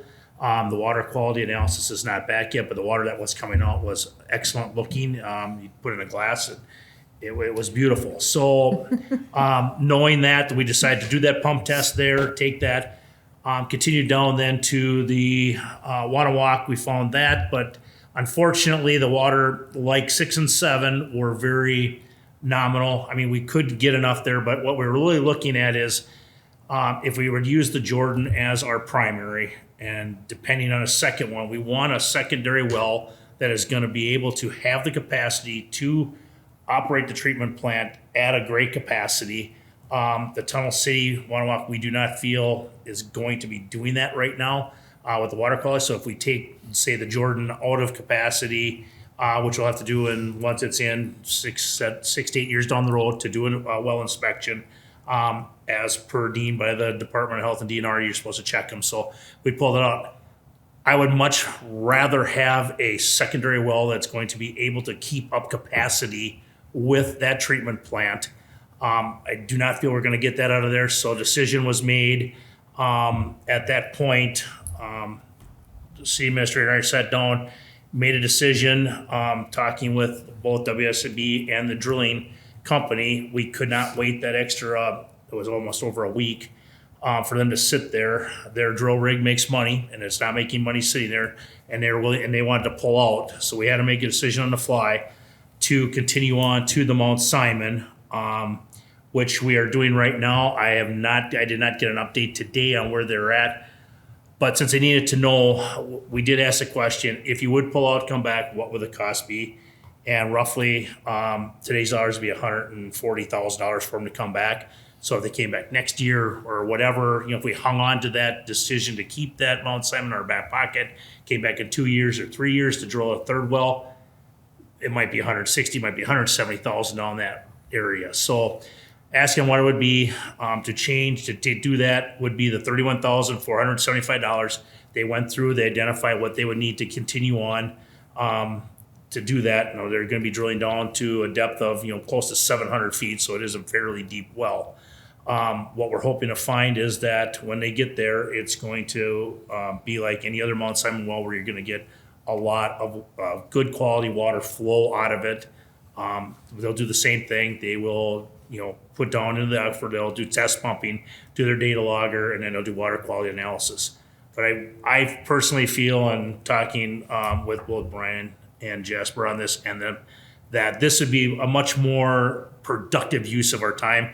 We don't want to run into an issue where we don't have enough water. So looking into the future, what can be coming down the pipe, literally, the need for more water. So we are going to, it's kind of a no-brainer. So that's why we decided to do it. So what we're looking is for approval to order for a test wells 9, 10, 11 to continue the drilling, test pumping, and water analysis of the Mount Simon Aquifer at an additional cost of $31,475. Thank you, Mr. Peters. Questions? When will we know the results of the Mount Simon test drill? Pardon? When will we know the results of the Mount Simon test drill? They should be, I would assume they'll be down this week. I mean, they've been drilling now for almost a straight week, so they, depending on what's going on. I mean, have you heard an update? I've not gotten a word from them. I was gonna stop out today, but I got too busy, so. No, they don't. They indicated, the last I heard, it was still a couple weeks out for testing on the samples. So. Yeah, once they get down, I mean, we'll know the results of the water sampling between, the Tunnel City and that. The other good thing is since we do know what we have down there, we always have the TCW as a third future well if we ever would need one out there, if the Mount Simon works out, which we're hoping it will. But it'll take once we get down there, do the pump test, once they're down there, it takes about a week and a half. We'll at least know rough pumping numbers. And then when they do the water quality analysis, it'll be, time to take samples, send them out, get everything analyzed, and then back. And you're sure that this isn't gonna interfere with one of the water companies' thoughts that we're gonna pick? That's a great question. So one of the items that with the water RFPs that were done through my conversations with this, kind of giving them the lay of the land and what to expect. I kind of did a little pop quiz and said, well, what would you do in this situation? And both Black and Veatch and AE2S said you should proceed. That data would be great to have so that we can analyze it if we get selected. And also one of the major components was the regulatory atmosphere. Right now, the DNR has indicated that they're okay with swapping with this new well. That may not be the case in a year, 2, 3 years. Right. So it's kind of time is of the essence. We should at least evaluate it. And if it does work, likely the outcome will be, hey, let's put a well in and swap this out because we can do it now, as opposed to in the future, you don't know. Right. Okay.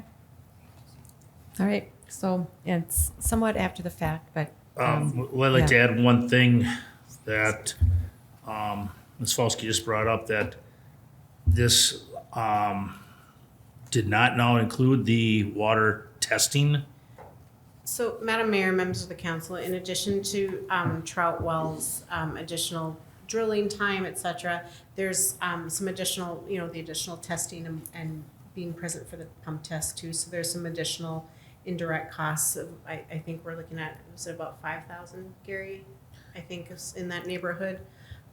Just because instead of doing 2 sets of testing, we're now doing another set. So there would be some additional indirect fees.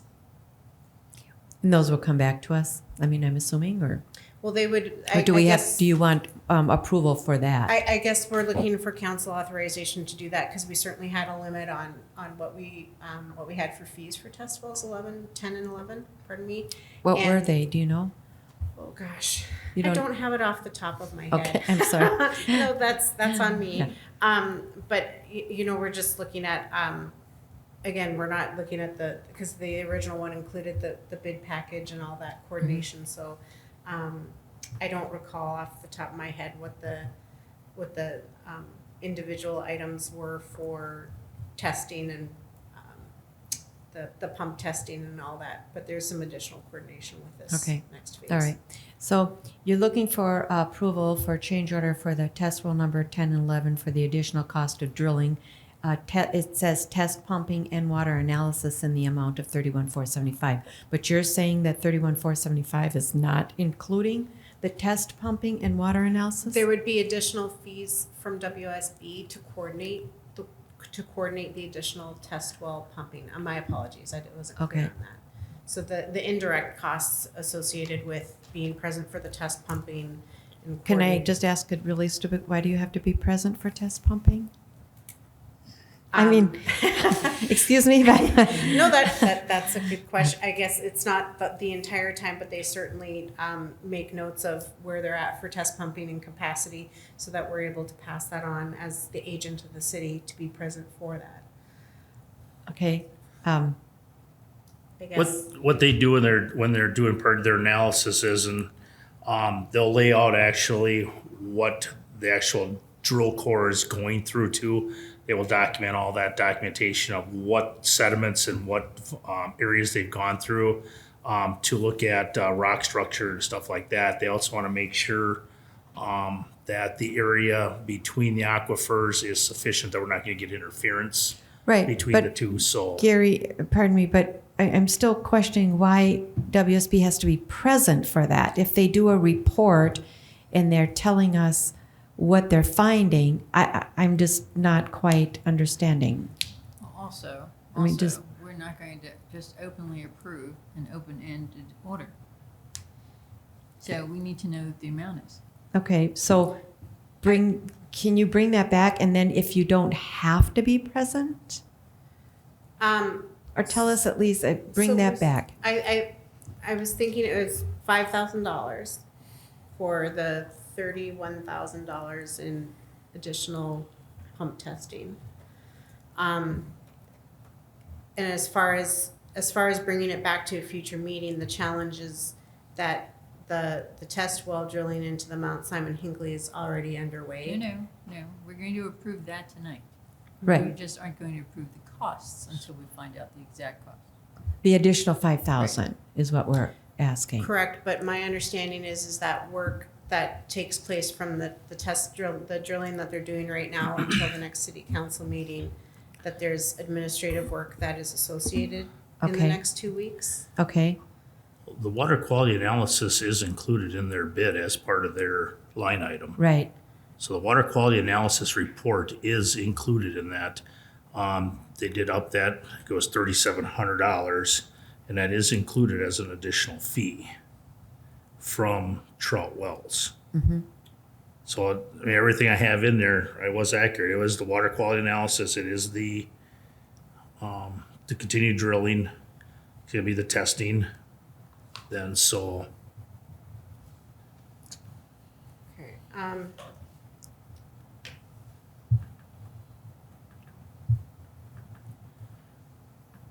just looking to some communication that I had on I mean, it. I understand if there's some additional costs. I'm just questioning $5,000 seems a bit much to, even if you had to go out there Sure. to verify the pumping. I mean, so Madam Mayor, if I may, the explanation provided was further spent on Jordan test pumping. So there's already been time spent on the Jordan test pumping, observation, data analysis on the pumping test and water quality. And so they would have those expenses that were already used on the Jordan aquifer that would now be for the Mount Simon Hinckley. how much was it for the Jordan? Well, I don't have the proposal in front of me. The number that For the test pumping for the original Tunnel City Wanawak, they estimated 24 hours at $185 an hour for $4,440. Same thing for test pumping. That'd be the step test, the constant rate test. This is at the drilling. This is from So Trout who- Wells is $4,440. Okay, so, but Trout Wells is doing that. They are So doing I- the test pumping, the step test, the constant rate test, the electronic data logger, and the private wells to monitor, includes pump removal reinstallation, which is added for the third one. The gamma log to do the entire borehole was added, along with the water quality analysis report. So here's what, Allison, what I'm going to suggest. We're going to approve the 31,475, and then I think you need to submit a bill for any extra time that's I mean, obviously it's going to be legitimate, but I don't think we need to pay for water analysis or for test pumping if they're doing it. So just explain that to us. Okay. So in a bill, and then we can, bring it back, and then we can approve that. Certainly, and if you my will. apologies for not having the previous proposal to be able to Okay. speak to what time was spent on what. But Okay. we'll certainly itemize I think that. that'll clarify things Okay, better. thank So, you. Thank you for the direction. I just have one other quick question. So if we aren't gonna need the Simon water for a while, let's say 30 years, how long are those tests good for? as far as which So let's say 30 years from now, oh, we need that sample from Mount Simon because the Jordan. We're gonna use it now. Yeah. No, we're gonna drill a well Oh, into we- the mountain Okay, now. so we are gonna drill the Mount Simon Yeah. now. If that's what this test well is gonna tell us, is there gonna be adequate flow for during the drawdown to supply enough water, and is the water quality good? If it is, then that's the one that we would Yeah. use. Yeah, we'll use it now, yeah. All right, okay. Is there a motion then to approve the additional cost of $31,475 to Trout Wells for the additional drilling, test well drilling? So moved. Thank you, Kathleen. Is there a second? I'll second. Thank you, Pam. All those in favor signify with aye. Aye. All those opposed, motion passes 5-0. Next, we'll move on to Wood Edge conditional use permit for boat storage. Is that Nick? Yes, thank you, Madam Mayor, members of council. You're probably familiar with this item. It goes back to the beginning of 2022. It's been on a few between council work sessions and council agendas for discussion. It centers around a home occupation conditional use permit for some boat work and boat storage. In your staff report, as you've seen a few different times, we've staff tried to lay out kind of the key points of contact between staff and the applicants, or the property owners, I should say. And in the staff report, we did highlight in bold kind of some of the stuff that has occurred since the last time it was presented to the city council. So you have kind of an idea of what has recently occurred since that June 20th city council meeting. And kind of, I guess, based on my understanding of what was to be done and what has been done, it's kind of been laid out there for you. I will say, while we did not get an application for a building permit by tonight's meeting, we did get a proposed property survey and what I believe to be a quote from Morton for the construction of the building, and maybe we have our property owners here, they can maybe elaborate a little bit more if the council wishes of that. But I guess at the end of the day, the staff here is looking for direction from the city council as to what the next steps you want to take in this process regarding the existing conditional use permits and the conditions that to date have not been met that we're trying to work through. So I don't know if council wants to ask any questions of me or give the property owner a chance to speak. I think the report was quite clear. My recommendation is that we move to a public hearing. My recommendation is going to be that we schedule that public hearing for September 6th and move forward with removal of the CUP. That would give the applicant still yet another 5 or 6 weeks to come forward with the building permit. But I think we need to do something because this has been going on for, 8 months now?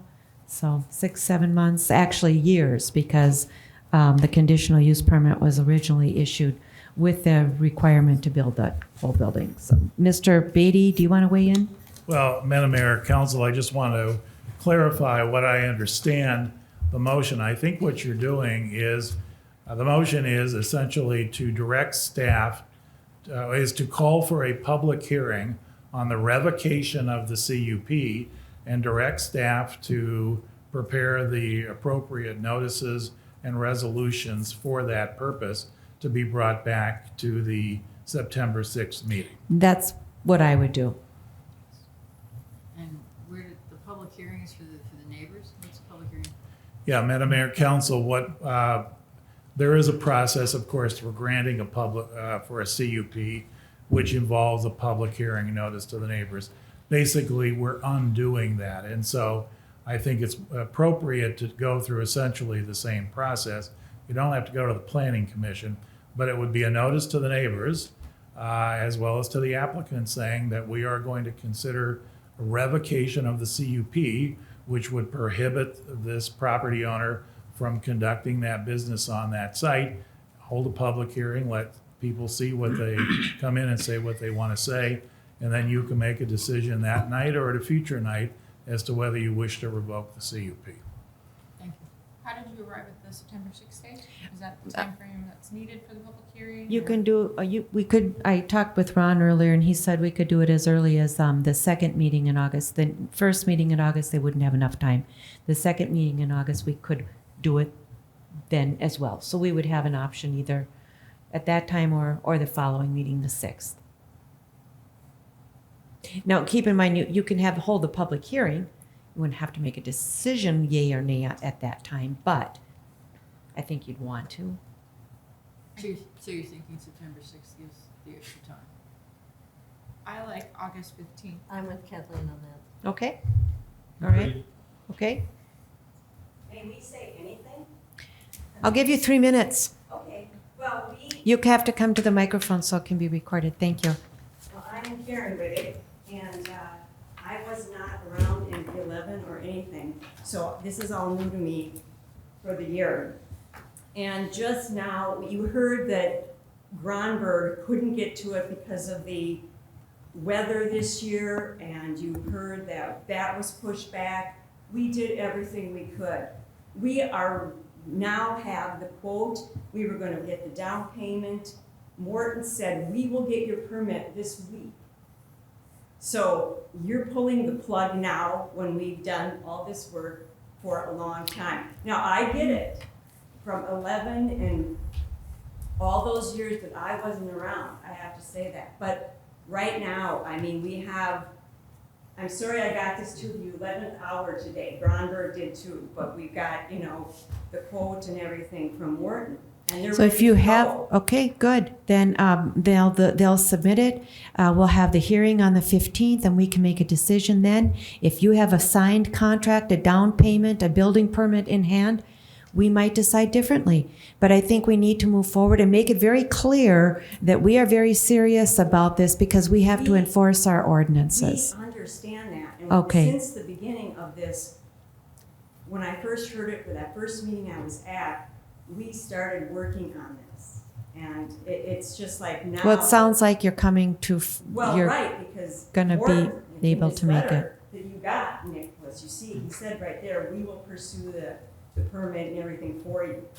Yeah, they did. I didn't have any dates that I saw about how fast they would turn things around. I did see that they'd act as the permit liaison for you. Right.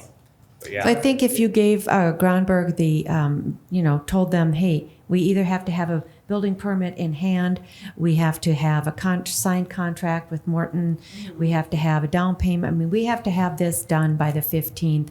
I bet that they would help you out. Well, So- I think and it's if gonna not, happen this week. yeah, that's fine. That's what they were That's told good. by Morton. Then Good. Then you'll be good to go on the 15th. Okay. Yeah. Set up to build the building. Okay, good. That's great. Then when you come But that on, may change now because we're pushing everything back. you're not pushing anything back. We're not gonna push anything back. You're not pushing And anything back. He said he could start it in October. Yeah. So everybody else, the other, you mentioned we had 3, they were January. Yeah. So we were thrilled with October. Okay. Well, come back with your building permit in hand with a signed contract, down payment, and we can look at it. Okay. Okay? Thank you. Okay. One more time, I would like to have a letter sent to them recapping exactly everything that was stated here that they are required to have on August 15th. If you could please make sure that that does not come in the 11th hour, the 12th hour. It was not because our choice. Morton. I just would like They the got it letters to us sent. today Okay. at 2 o'clock. I'd like the letter sent so that it is very clear what they have to have on August 15th. So you're hoping by August 15th that they would have submitted for a building permit? Mhm. Is that kind of I- the gist? Just because, I mean. No, they need to have a building permit in hand and then a signed contract with the company that's gonna be building this thing. Okay. If not, or a down payment so that we know that this is serious because this is going on long enough. Like I said, and I think that's correct, just send them a letter outlining that. They sound like they're gonna follow through, so we'll see on the 15th. Do you need a motion, Mr. Beatty? Sure. Okay. So, is there a motion to, can you phrase it, please? I think the motion is to call for a public hearing on August 15th to consider revocation of this conditional use permit and to direct staff to prepare the appropriate notices and resolutions to accomplish that. Thank you. Is there a motion to that effect? So moved. Thank you, Ms. Mortensen. Is there a second? Second. Thank you, Ms. Refkin. Any further questions? All those in favor signify with aye. Aye. All those opposed, motion passes 5-0. And then you'll send the letter out as well. Yes, Okay. we'll get the Maybe letter you could out. also send the letter to Gronbergs as well, Okay. directly Will do. to them. Thank So you. with this public hearing, is it 500 feet is the amount of residents, anybody within 500 feet? Correct. Yeah, I would say, Madam Mayor, Council, I would say it's the same notice that we would send out for the original consideration of the CUP. Okay, all right. All right, good question. Next, we have RFPs for the water engineering services. We interviewed two very well qualified companies. And thank you, Ms. Refkin and Ms. McGregor, for your very due diligence on vetting these. So I'm just gonna ask, since you guys were kind of involved in the initial vetting, what's your take on it? Okay. I feel that either company can do it. I feel Black and Beach is a multi-billion-dollar company. AE 2S is a multi-million-dollar company. I believe that the product from either company will work. I'd like to see a bid from both of them and see what happens. See how that falls out. Did they provide? So Not really a full what they bid. did provide was just a fee schedule for the different positions. Just a little clarity on the bid. Would you like them to, because we're kind of talking about two different things, right? The potential to design, see through the bidding process for the projects. And then there's the general water infrastructure engineering side too, where it's just kind of a fee-based master services agreement that we would have with them to help with general water infrastructure needs. So there's kind of two components of the RFP. So We might- that's what I'm yeah. looking Because at. the master contract's tied to their fee schedule, Correct. which they sent Mhm. us. So there's nothing to bid on. No, I mean, the work for the treatment plant and that's all tied to the work that we have them do, I right? thought during the work session, what we talked about was, we thought that Black and Beach perhaps didn't have the time because they had so many projects. And I'm trying to set up a situation where we can push that to see whether they do or not. So that's where I was going with that. Do Yep. you have a suggestion? Yeah, and I've talked to both of them because I was actually surprised that Black and Beach submitted because I think during our conversations at the selection committee, I didn't think that they were going to submit based on my conversations with them about just before the submittal date. But they did submit. I think they just needed a little clarity in actually the scope of the RFP. They were thinking it was more of a, we need exact numbers kind of, for these specific projects. And I said, we're not there yet. We don't have enough data to even develop those numbers. So it's more of a general engineering RFP. So they kind of looked at that and I think they kind of understood it a little bit. That was kind of my concern about, I think almost all of the consultants is just time. Like that was one of the questions was, how are you going to meet our expectations, right? Because I think everybody's, that's my biggest concern is, are they going to give us enough time to be able to meet Gary's needs, our needs as a council? So I guess it's more of a feeling than a logical analysis of it. But I think they both have enough time to meet our needs. I think the fact that they came here, they brought 3 people. They're both really, I think, serious about this, and they both want to work for us. So that to me, that concern is kind of went to the wayside as far as if they're going to give us enough time. But I get what you're saying to make sure that they will. These master services agreements, just kind of the way that we would have them structured is both parties could exit with a certain amount of time. So if it's not working out, we exit and we potentially go with somebody else, which is we wouldn't want to do, right? That's just another unfortunate situation. But we would always have that ability to leave the contract with them. Well, I find the decision between the two very difficult because Black and Beach very definitely will return an excellent product. They are global. They're huge. They have tons of experience. And if you take a look at the cities that they worked on, they worked all the way around. So that's why I asked my question to them about, do they deal with, I didn't say Met Council, but do they deal with future ranges of plans on water? Because I think they have the capability to do that. So I think that's excellent.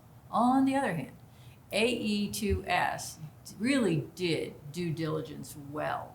And they really delved into what our issues are and everything else. And they seem to be the right size for what we're going to do. And in my mind, it makes me think that they would cost less. But I don't know that for sure. Well, let's take cost out of it first. Well, I mean, to some extent. yeah, if we take cost out of it.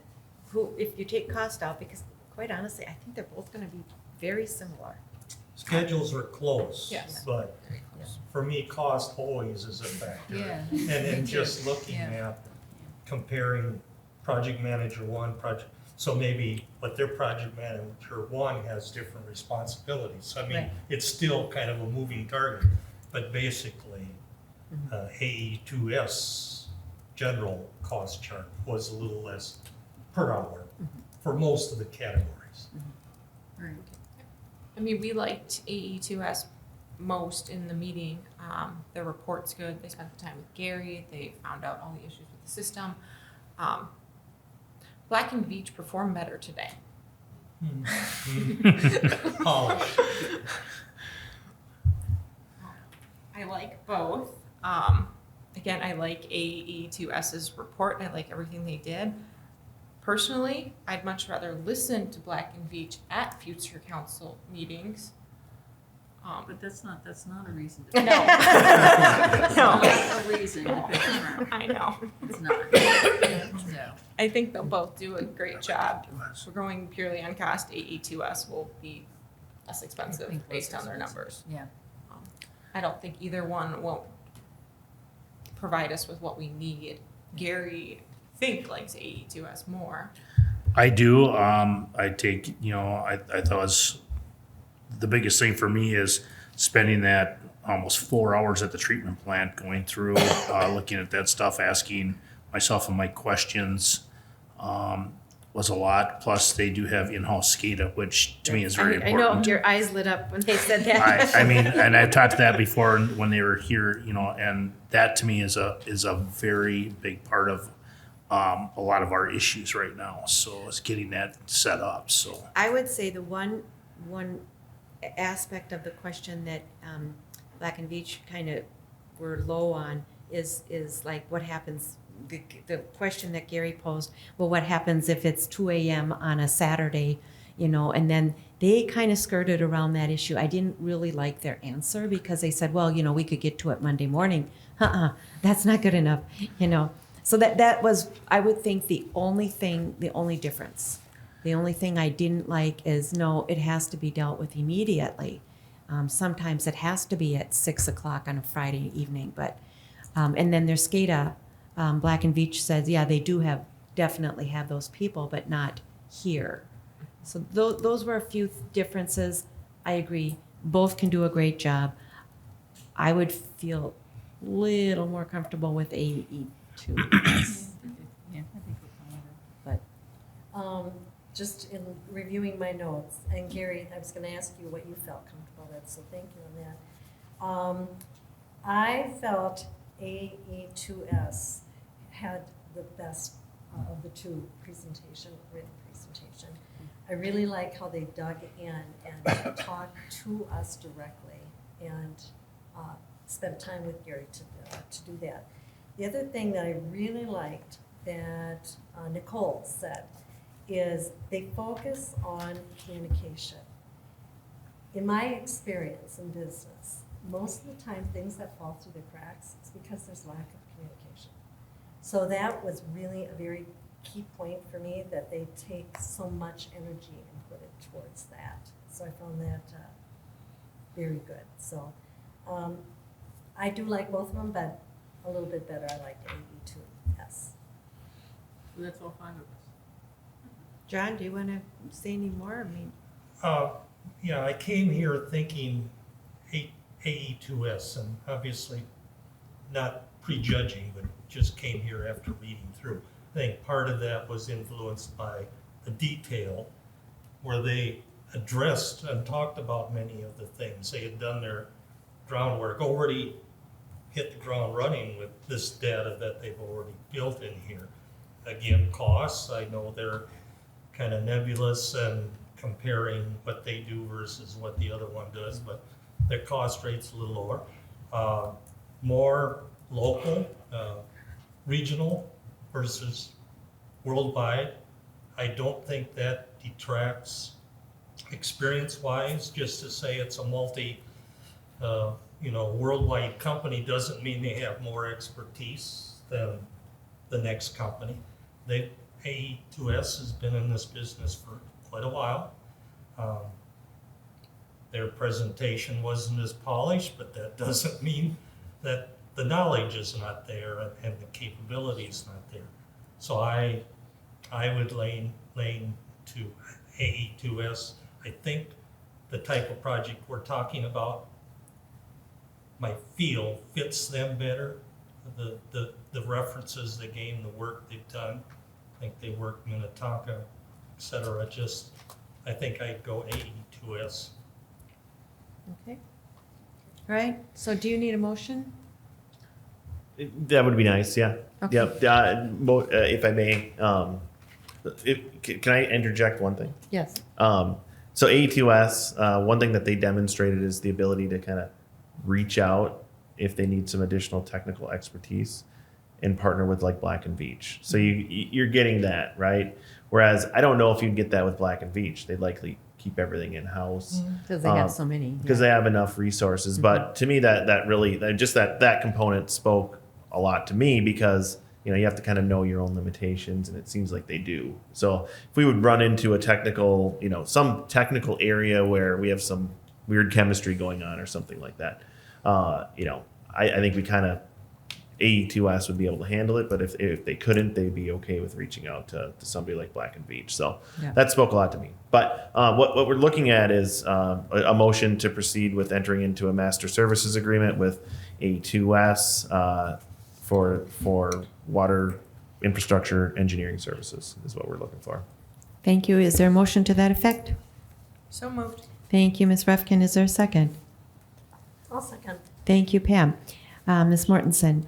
Then further questions, comments? All those in favor signify with aye. Aye. All those opposed, motion passes 5-0. So we'll move on to staff reports. Nothing at this time. Okay. No other staff reports? Good. John has volunteered to be at the meeting Monday for the Planning Commission meeting. And we'll start with you, John, then with reports. I'll be attending the Pioneer Sarah Creek meeting this Thursday. And one other thing, community related, after a 3-year hiatus, the Friends of West Tonka Library are gonna have a book sale Saturday, July 31st and Monday, August 1st. We're gonna kind of center on children, teens, and adult fiction. We'll have other genres, but in the past, we've found that some of those we just end up recycling anyway. So books that don't sell at the sale, we are passing on to thrift books, so they're not going to be thrown away. And the books are 25 cents, 50 cents, and $1, so it's kind of hard if you've got to beat that price. If you got used books you want to donate, you can drop them off at the library during business hours until July 28th. And if you know anybody that'd like to volunteer on setting up, sorting through books, people that love books, we're doing that the preceding week, starting the 27th and running through the end of the week. So the money that is earned or that is made goes back to the Friends of Hennepin County. One change you'll just note, in the past, we meaning Friends of West Tonka Library, we kept the money in a bank account and gave it to granted it to our librarian for causes that were specific to our own library. Thanks to COVID, it's changed many things. Thanks to COVID, the Friends of Hennepin County have adjusted on how book sales are handled. And if you use library resources, which we are because it'll be at the library, and we're getting books that they take out of service, so we're using library books as well, then all that money has to go to the Friends of Hennepin County, where we can dictate one of four, or we can allocate it over four main criteria. But the money doesn't necessarily stay in our community. And that's because they've also changed how they do their budgeting and how they allocate money out to the libraries. And I can't argue with that. In the past, ones who had very active friends, like we were at West Tonka, we sat on a nest egg, and besides getting budget grants or getting money from Hennepin County, we were able to do more for our library because we had our own funds. Well, then there's other libraries that don't have any friend associations, and so they didn't have the benefits. Well, we worked for it. We figured we want to keep it in the community, but we no longer have that capability. But bottom line is, still goes to a good cause, library books, etc. So that's again July 30th and August 1st. Thank you. And even though it's not a city event, it's a good community event Right. and good educational thing. And I mean, St. Bonnie Library and Maple Plain Library are satellites. So I mean, Yeah. we got 3 libraries out here that are all involved in this. Good. Thank you. We'll go to Pam. No report? Okay, I'll be attending the West Tonka Community and Commerce meeting this week. So. Good. I attended the Planning Commission with Nick on Mag and Things. John was there listening. As you saw, they took everyone's comments and brought them before us. On a side note, there were 5 residents there. 4 spoke against it, 1 spoke for. So out of everyone who lives in Woodland Cove, 5 people came to the Planning Commission meeting. With the other item on the Planning Commission was the ordinance with regard to pavers and the landscaping and building near the lakefronts. Nick took lots of notes and will be bringing that back to the Planning Commission. Well, I think our thought was to also develop a consensus among the council. I think some of the next work sessions are pretty busy, so that might not happen until maybe a September work session with the council. So we might not get around to going back to the Planning Commission until maybe October.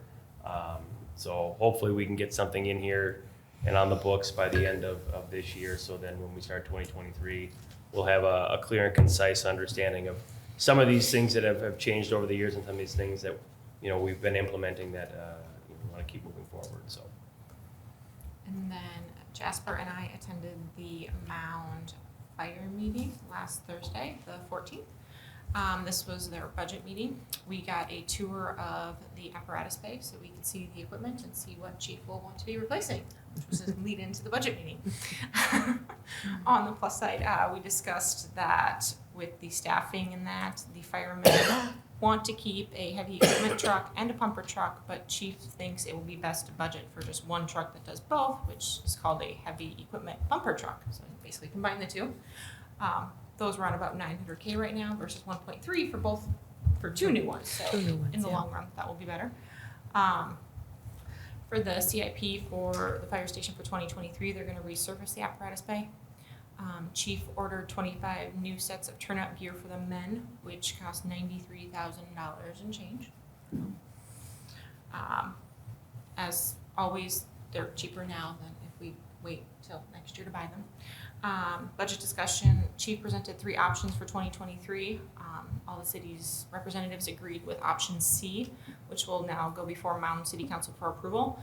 The raise will be about $3 for an average of $13 per hour for the firemen. It's average because the firefighters themselves get $12.50, and then based on chief, lieutenant, their pay goes up. So it averages out to about $13. The pension fund will also be seeing a raise of 5.5%, which brings it to $6,185 per year, which is up from the $5,862. Forgot to mention the good thing about the raises, it puts it basically in line with St. Bonnie's firefighters pay now. So if we do move to a by your district, thank you, then that will be one less thing that will have to be negotiated out. As of now, St. Bonnie's pension is still lower, so that's something else. So the budget for 2023 is less than the budget for 2022. However, since we're not drawing down the budget anymore, it's more per city. Minnetrista is at 27.20% of the budget, so $348,224, which is $12,895 over 2022. And the next meeting is November 10th at 8 o'clock. But we don't have the $72,000. That money was reallocated to the raises and the pension increase, and then putting money aside for repairs on the building that are allocated to the fire department. Fire department pays 60% of building maintenance, the city pays the other 40%. So we're starting a fund for future problems with the building. Yep, okay. All right. All right. Real quick, so actually Pam and I attended, if you will, the Personnel Committee meeting via phone and emails regarding Chase Dwinell, and we thought we should move forward again because it was the only candidate, or one of the very few candidates. We are looking forward to having him on board as soon as possible. Hopefully everything will go well. There is no Northwest League for July and August. The newsletter is going out soon. I send the final tomorrow. All right. And I will be attending National Night Out with the chief, and if any of you want to attend as well, let him know that it will happen on Tuesday, August 2nd. And I did attend the LMC conference up in Duluth. It was really, really good. A huge crowd this year, but there were so many good workshops that it was hard to choose which ones. And so, but I chose the ones I thought were best. So learned a lot, met new fellow council members and mayors, and was able to do a lot of good networking, get good ideas about other things. I won't go into details, but because it's getting late. But it was a really good conference, and I would encourage any or all of you to go next time. So with that, I think that's it, and we can be adjourned if I get a motion. So moved. Thank you, Ms. Refkin. Is there a second? Thank you, Ms. McGregor. All those in favor signify with aye. Aye. All those opposed, motion passes by vote. We'll be back on August 1st.